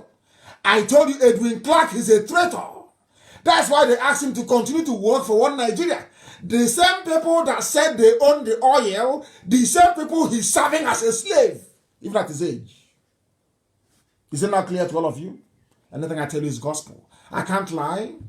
He's an elderly man. Why would I lie against him? Why should I lie against him? Rather. I won't do that. I can't lie against him. They are now asking, once you die, and Asorok congratulates you, you know you're a traitor. The same thing with the Igbo of Obunike. Once you die and you get a condolence from Asorok by this Aisha's boyfriend, Asain Buhari, you know you're a traitor. Fulani cannot congratulate you if they know you're a threat to them. Can they congratulate you? They can't. You don't know that? Keep on being a saboteur. If anybody doesn't want to join Biafra and be free because I'm preaching the truth, you can go to hell and continue to drink that water that you go to toilet in and fetch and drink. Continue. Continue. Because you're afraid of the truth. Because you're afraid of the truth. Unbelievable. El Rufai's son targets Igbos and IPOB in a tweet. He was in a private jet, actually in a private jet, bought with oil money from Biafra land, tweeting against IPOB. And targeting Igbos is in the news. Go and Google it. El Rufai's son targets Igbos, IPOB in reactive tweets. That tells you it's only IPOB they're afraid of. Who are you making mouth or blabbing your dirty mouth when the only people they're afraid of is IPOB? Have you asked yourselves why? Drop your petty jealousy, your village envy. The only formidable force they know is IPOB, not you. Not you. The only people is IPOB. We are exceptionally formidable. Exceptional. Let me see if I can read what the little Al-Majri is saying. Look at the father is the midget. They went to go and see their fellow sellout. Governor Nasser El-Rufai's son, Bello El-Rufai, has shared a cryptic post on social media that seems to disparage people from the southeast and south-south. Oh. So they didn't even leave out the slaves from the south-south. He included them. The governor's son shared some tweets. Bello took a swipe at the proscribed indigenous people of Biafra, a secessionist group that agitates for the freedom of Biafrans from Nigeria through referendum. IPOB, which has supporters, now they are talking. Now let me read you what this international media is writing. IPOB, which has supporters from the Igbo, Anan, Ebanke, Egala, Idoma, and other ethnic groups, believes people from the southern region are being marginalized by the northern. There is no elite in the north. What you have is Alamajiri with stolen money. There's not like elite in the north. There is nothing like elite in the north. What you have is Alamajiri with looted funds. If that is what you call an elite, then so be it. It's only IPOB there. They're not afraid of you. Those of you carrying office flat file in those days with one newspaper cuttings of what Zeke said, they're not afraid of you. They're only afraid of IPOB. IPOB are the only people confronting them. No other people has the balls nor the guts to do so. It is only IPOB, formidable and exceptional, incorruptible. Incorruptible. Is no longer PDP paid him, APC paid him. Have you forgotten when I was saying it? Now I'm hammering APC now. Jubril, and not Jubril is dead, of course. Aisha and her boyfriend, they're no longer talking. But some of you listened to the gossip when it came. Oh, he must have taken money from PDP. Some of you idiotically took money to bought the garbage the gossipers were saying, didn't you? They never confronted me. I was going behind my back to yap rubbish. And I'll come on air and I'll say it. I disgrace all of you. Every idiot. Let us listen to those who have something more important to say. We are live and direct. They said they are going to, you know what they have done? Because we are making progress across Biafra land. They have decided to fix election on the 30th of May. Doesn't matter. It's our fault. There is no relay station across Cross River. We are working very hard. Very soon, our radio, you know, our Radio Biafra cures every illness. That's why I love Radio Biafra. Once we are there, we broadcast for only 1 month. The ethics who are there, who are descended from EBBS, they will then know their history. The way those in Bayelsa now know their history, know who their brothers are, know who their cousins are, know who their sisters are. That they don't come from the Sahel, from the desert in the north. They have fixed election on the 30th of May to try to stop us. That's what they're doing. See Alamajiri, election 30th of May. They have forgotten that it was Gowon that created Cross River State. And he called it Southeastern Nigeria. How many names are you going to answer? They called it Southeastern Nigeria, Cross River State. Now they have moved that Southeast into the... Hey, Zoo. There are some people writing garbage. Nonsense about Igbo land being landlocked. I want to educate some people, including the oil people of Nigeria, oil. Those who are talking rubbish. I want to play something for you to listen, please. Good morning, Mazi. It's me, David Njoko. Listen very, very carefully, please. I want you to pass a message to our leader to continue. Listen. Especially on his teaching. And the great man as talking. regards Ubopon corrupt people, Andoni and Boni Eji of River State. This local government, especially Andoni Opopo and Boni, speaks Igbo dialect up to date. This is an Igbo man. This is an Igbo man, of course. He's an Ikwere man. Ikwere man is now giving us history. Ikwere, he's an Igbo man, of course. He's now giving us history. To let every fool know that Igbo land is not landlocked. To let you know. I didn't want to say it is coming from the mouth of an Ikwere man. Listen very carefully. While Andoni speak a combination of Igbo and Ibibio dialect, which they called Obolo. Are you being educated? Obolo is a mixture of Igbo and Ibibio dialect. A mixture. A mixture. Are you now following? That your dialect doesn't mean you're a different person. In Ibek, we speak a different dialect from my cousins in Ohoho. That speaks a different dialect from those in Olokoro. Olokoro is different from Obaka. Obaka is different from Usurimo. Usurimo is different, even more related to Ivrim Bise and Ongwa. It doesn't mean we are different nationalities. What is wrong with some people? Which school did you people go to? All you people bringing all these useless categorizations about our dialect and our language. Once your dialect changes, somehow you're a different person. In the Arab world, the Arabic spoken in Kuwait is not the same thing in Saudi Arabia. It's not the same. Written is the same, but it's not the same.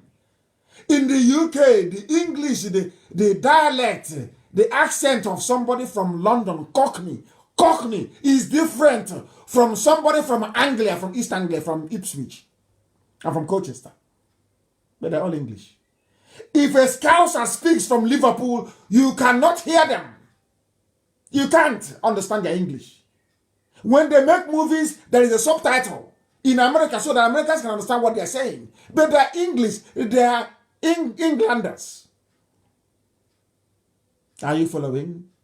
Slight variation in your accent, slight variation in your dialect doesn't mean you're different. So because the dialect of the people in Opobo is slightly different, that is why they're not Igbo. Let me educate, not me. This is an Equatorial man educating you. Please listen very carefully.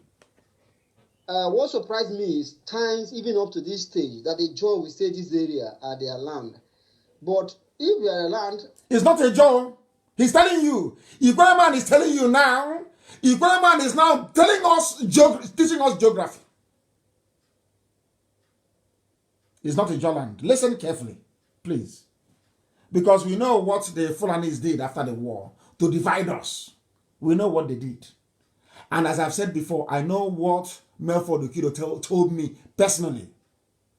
The MPN governor of Rivers State. I met him in London, in his house, in 1998, 1999, if I'm not mistaken.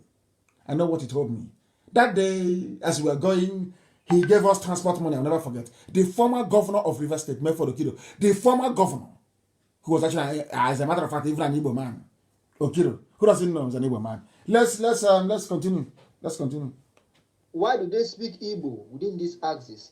So he should capitalize and continue to preach that this area, which is Opopo, Nkoro, Andoni, and Boni, are Igbo-speaking territories and should be known as that. So that should there be any sabotage from a jaw axis, this area mentioned gives us direct access to the sea because they are Igbo territory and should not be in that because up to date, they still speak Igbo. As I talk with you, the person from Opopo speaks Igbo. The person from Boni speaks Igbo. And that of Andoni is a combination of both Igbo and the Ibibio dialect. So I don't see that this area should be called a Ijaw territory at all. I don't care because we're all one people. We're all one. I'm not trying to cast an spell. We're all one people. Ijaw, Igbo, one. One people. One people. People should stop allowing themselves to be used by the Fulani against your own people. Against your own people. Don't be allowing yourselves to be used. Given what has been said this evening, that even Opobo, I have always known that. Andoni, all the Igbo people. Now, I want to know who is Pandev representing. I'm advising Pandev to either dissolve or change their name. Pandev, headed by Edwin Clark, must either dissolve or change. As long as Pandev exists, I will keep on attacking them. They should dissolve and no longer exist. They have no use. And also, Edwin Clark must also apologize publicly to Ijaw people and to Biafrans at large for his betrayal during the war. He was a traitor. He was an arch-traitor during the war. And if people condone traitors, I don't. If you want to come with us into Biafra, our hands must be clean. I don't condone treachery. I don't condone it. He was a traitor during the war, and he must apologize for his treachery. After all, a lot of people died because of the information he gave to go on. And this is the man that Nwodo was praising. You can imagine. Anyway, we love division, don't we? We love division. But they can no longer divide us because we are one people. We are one people. They can no longer divide us. Pandev must dissolve or change its name. Opobo is Igbo land. Boni is Igbo land. So all of you idiots and fulefus writing from Lagos with your Yoruba friends, you go to Eko, you drink, you write rubbish. Igbo land is landlocked. And you claim you're an intellectual. You say you are an intellectual. You claim you went to school. So you went to school, you've not been to Boni before. You've not been to Opobo before to know what they speak. Yet you claim you're an intellectual. From Lagos, with your Yoruba friends, media criminals, writing rubbish. Igbo land is landlocked. Who told you? That is the garbage that Janjaweed have been pouring into your brain for ages. And now you believe it. And now every idiot believes it and is mouthing the same rubbish every day. No, we are not landlocked. That I can assure you. Special announcement this evening regarding how we are going to fight the Fulani and run away from our land and the contributions that we're going to make individually and collectively. I am making it very clear that we must all be on Twitter, on Facebook, and Instagram. And we must be active. I know that some of you cannot post your selfies on Twitter because Twitter is more intellectually based. Very, very important. We all go on Twitter. Everybody must open. I am making it compulsory. Every coordinator everywhere in the world, you must get our people to be on Twitter. You will teach them how it's done. I want every family meeting, every unit, I didn't say every zone, every unit in the world to have somebody who is a social media person, a social media manager, to make sure that we are all on social media. Do you know why? Because no single media house will do a documentary about us. They will always lie against us. Fulani terror headsmen are in our land. BBC will not cover it. We are the ones going to tell the world. When President Trump receives 10,000 tweets, he will be forced to think very long and hard about that very issue. We must all go on Twitter.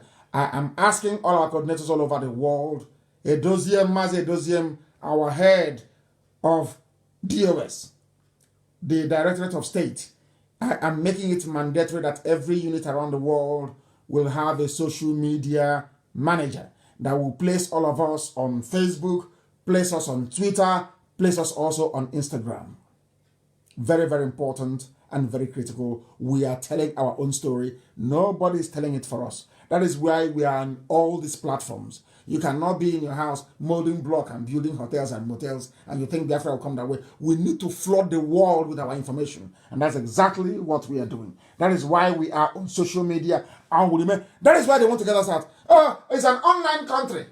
They want to ridicule you. That's their game. That's the game. I know them very well. They want to make you feel ashamed so you no longer come online. They will therefore dominate you and spread every manner of falsehood against IPOB and Biafra, and we cannot let them.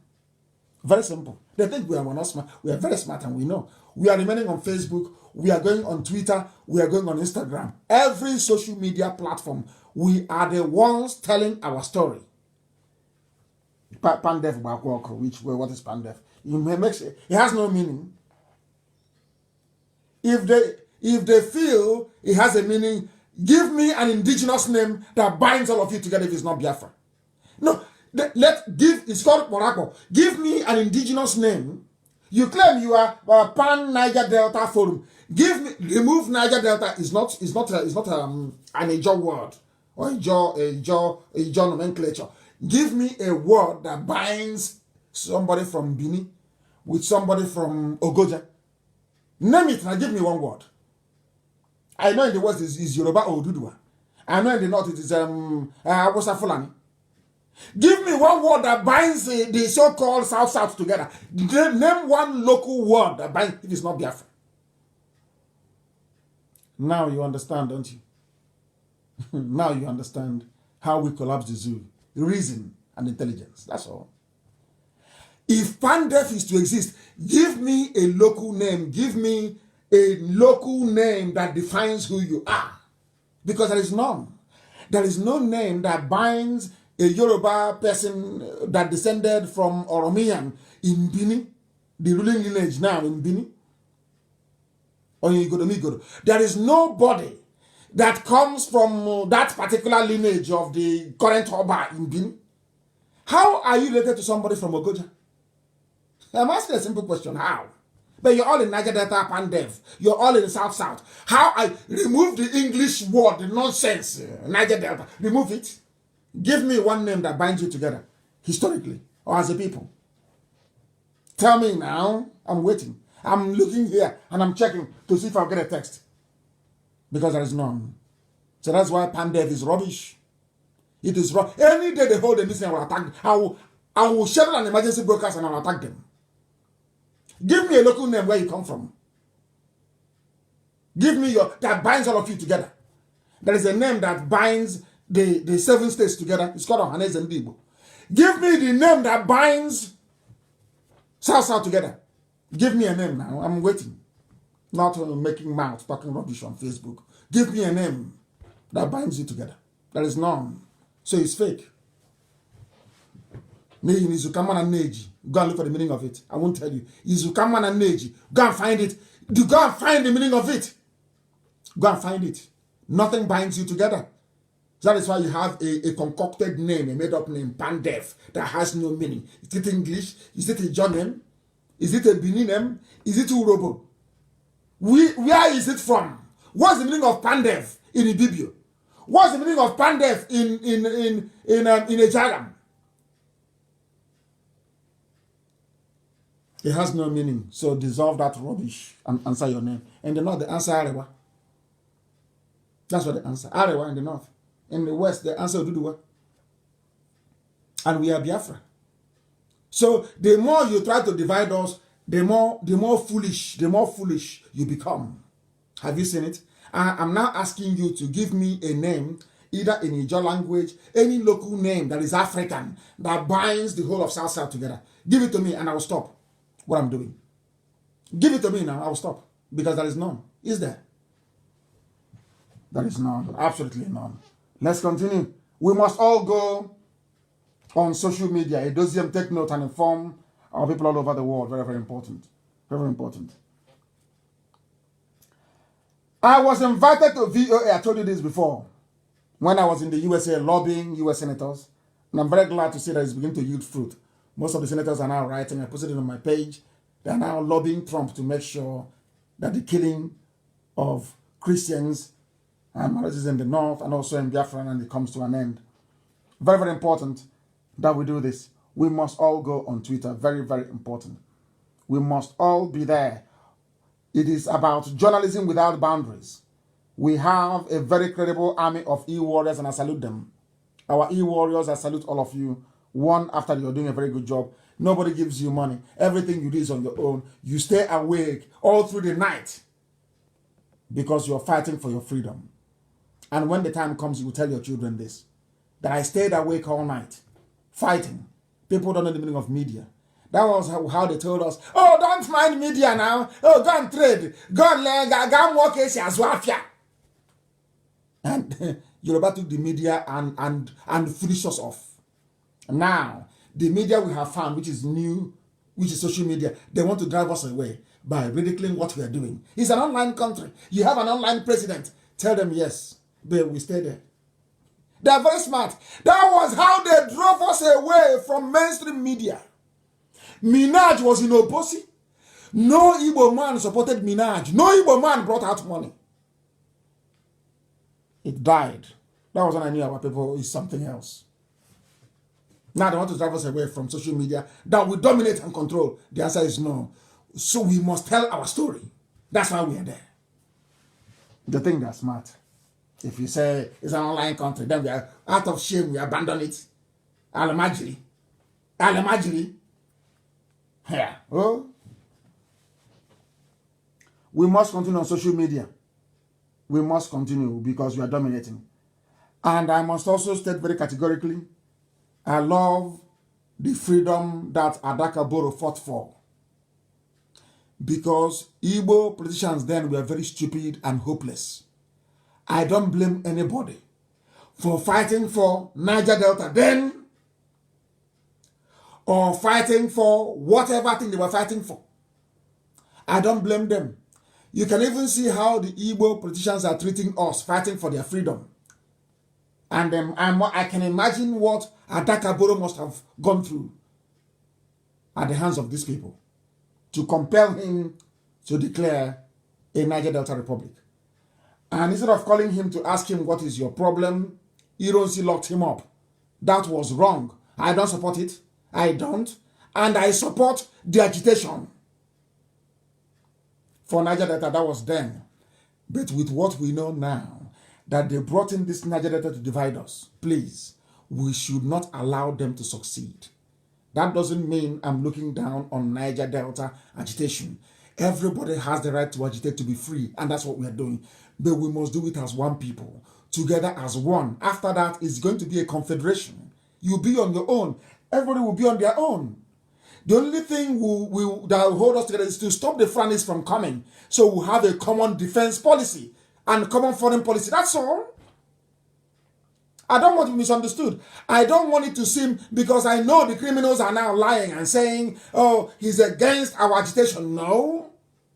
I'm not against the freedom of our people. I'm not.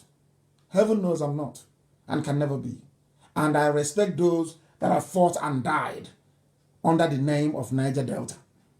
But I'm saying that they were misled in the name that they answered. Not the fight itself. It's the banner, the flag that they raised up that I have issues with. Not the fight itself. I wish people can understand why I have made this clarification. We're in a media war, of course. Demian Elag is saying, because it's a media war. It's a media war. Forget BBC. BBC won't do anything. BBC is working for the enemy. And they will always do so. I'm making it very clear, please. Our people are very, very terrible when it comes to public contribution. You will see some people will now go and be issuing account numbers online, claiming they're working for IPOB. We have not sent anybody or asked anybody to put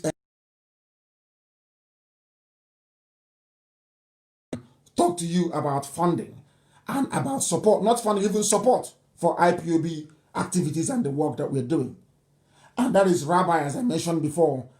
That is Mrs. Okafor in Philadelphia in USA. That is Madam Oyibo. Madam Oyibo, that woman that gave us money. In fact, I announced everything.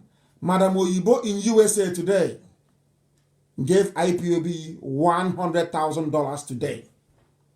I'm saying it openly. She gave us $100,000 today. One woman. She was the woman that gave us money before. And the money, I asked for people to contribute $1. She ended up giving us $17,000 today. Despite all this, she's one of those that actually fund my office. That doesn't mean I'm rich. I don't have any money, please. For goodness sake. She's one of those that fund my office. Today, she gave us $100,000 cash and paid it into an account in the USA. One woman, not an Igbo man. One Igbo woman. You see why I call Biafra motherland? Do you see the reason why? And that is why, from today onwards, our account in the USA will be managed by only women. Every account everywhere will be run by women.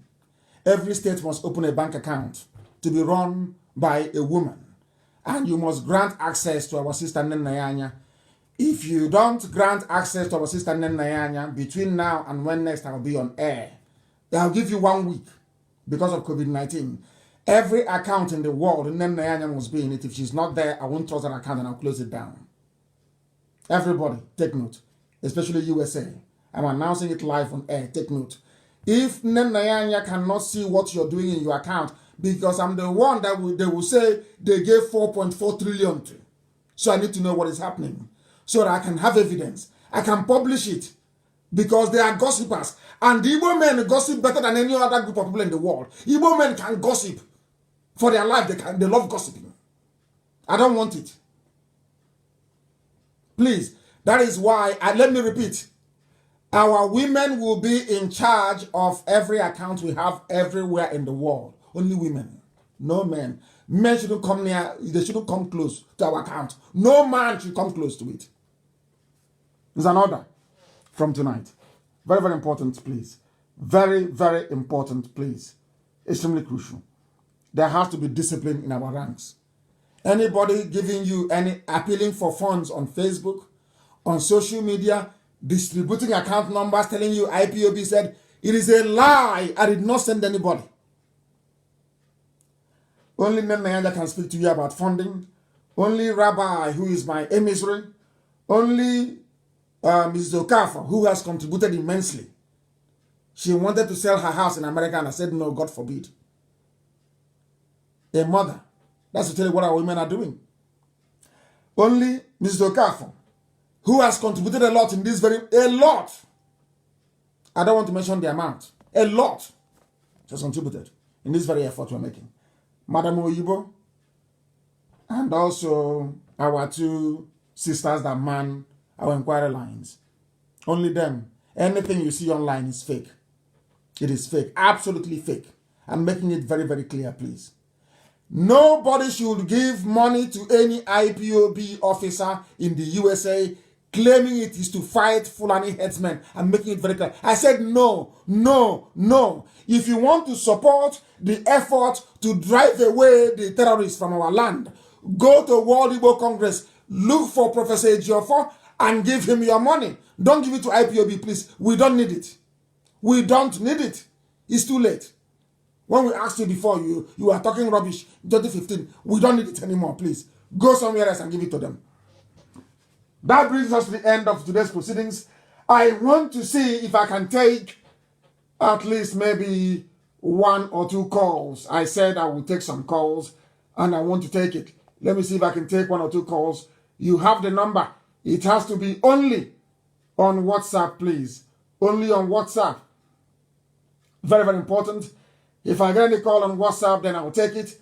If not, and please do not, our inquiry line is not for video calls.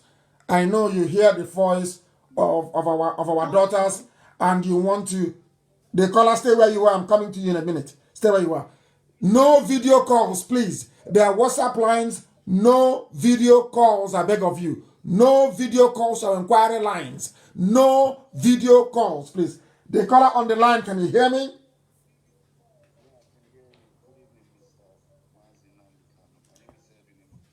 I don't know why this is so low. Just please do bear with me for a second.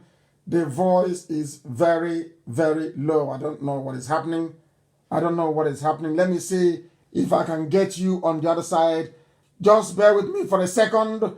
We are live and we are direct. I am attempting to take 1 or 2 calls, please. I'm attempting to take 1 or 2 calls, if you may. The caller on the phone, I am trying to connect this. This is absolutely terrible. Let me see what we can do. I want to see what we can do. Please do bear with me. Do bear with me. I want to see what we can do. I want to. It's not connecting for some bizarre reason. It is not connecting. It is not connecting. Please do try and call us back. Yes, it's now. Let me see. The caller on the phone, can you hear me? The caller on the phone, can you hear me? It's just ringing. Nothing is happening. Nothing is happening. It's just ringing for some reason. The caller on the phone, can you hear me? Can you hear me? Can you turn your system down, please? That is why I don't take all these calls. People don't turn their systems down. The caller on the phone, can you hear me?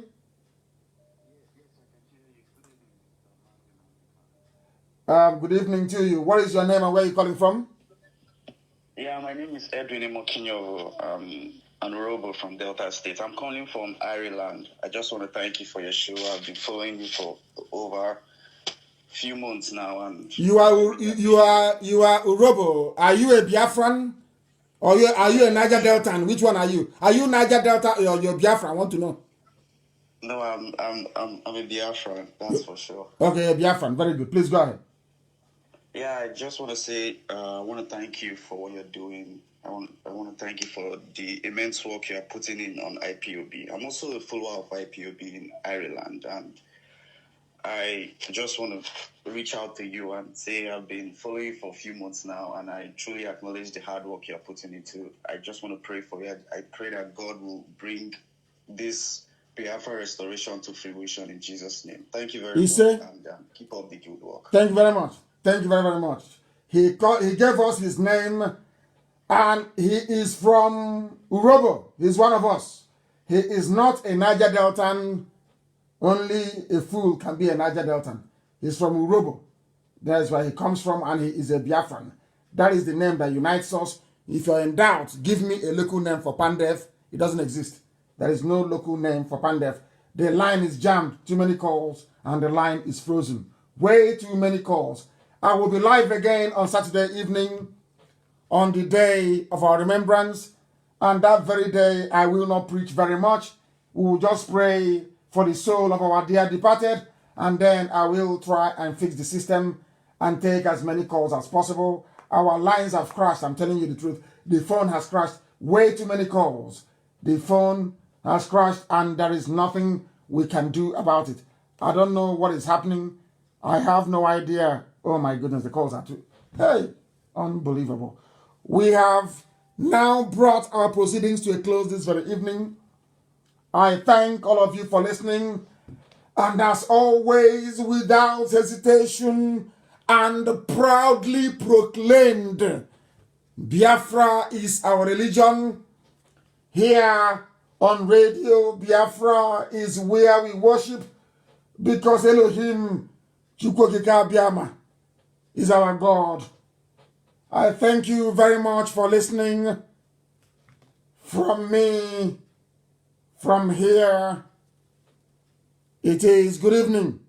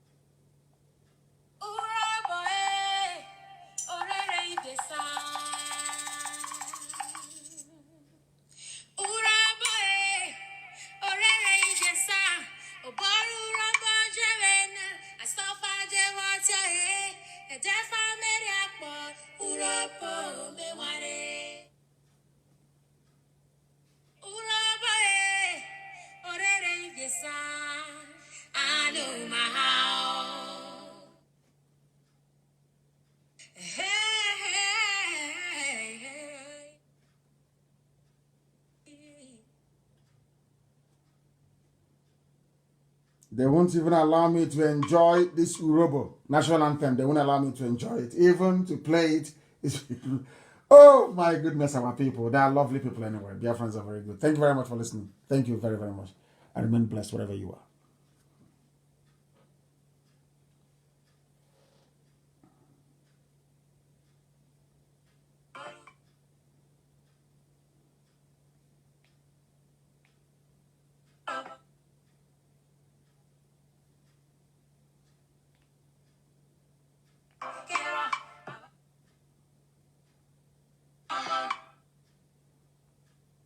Equal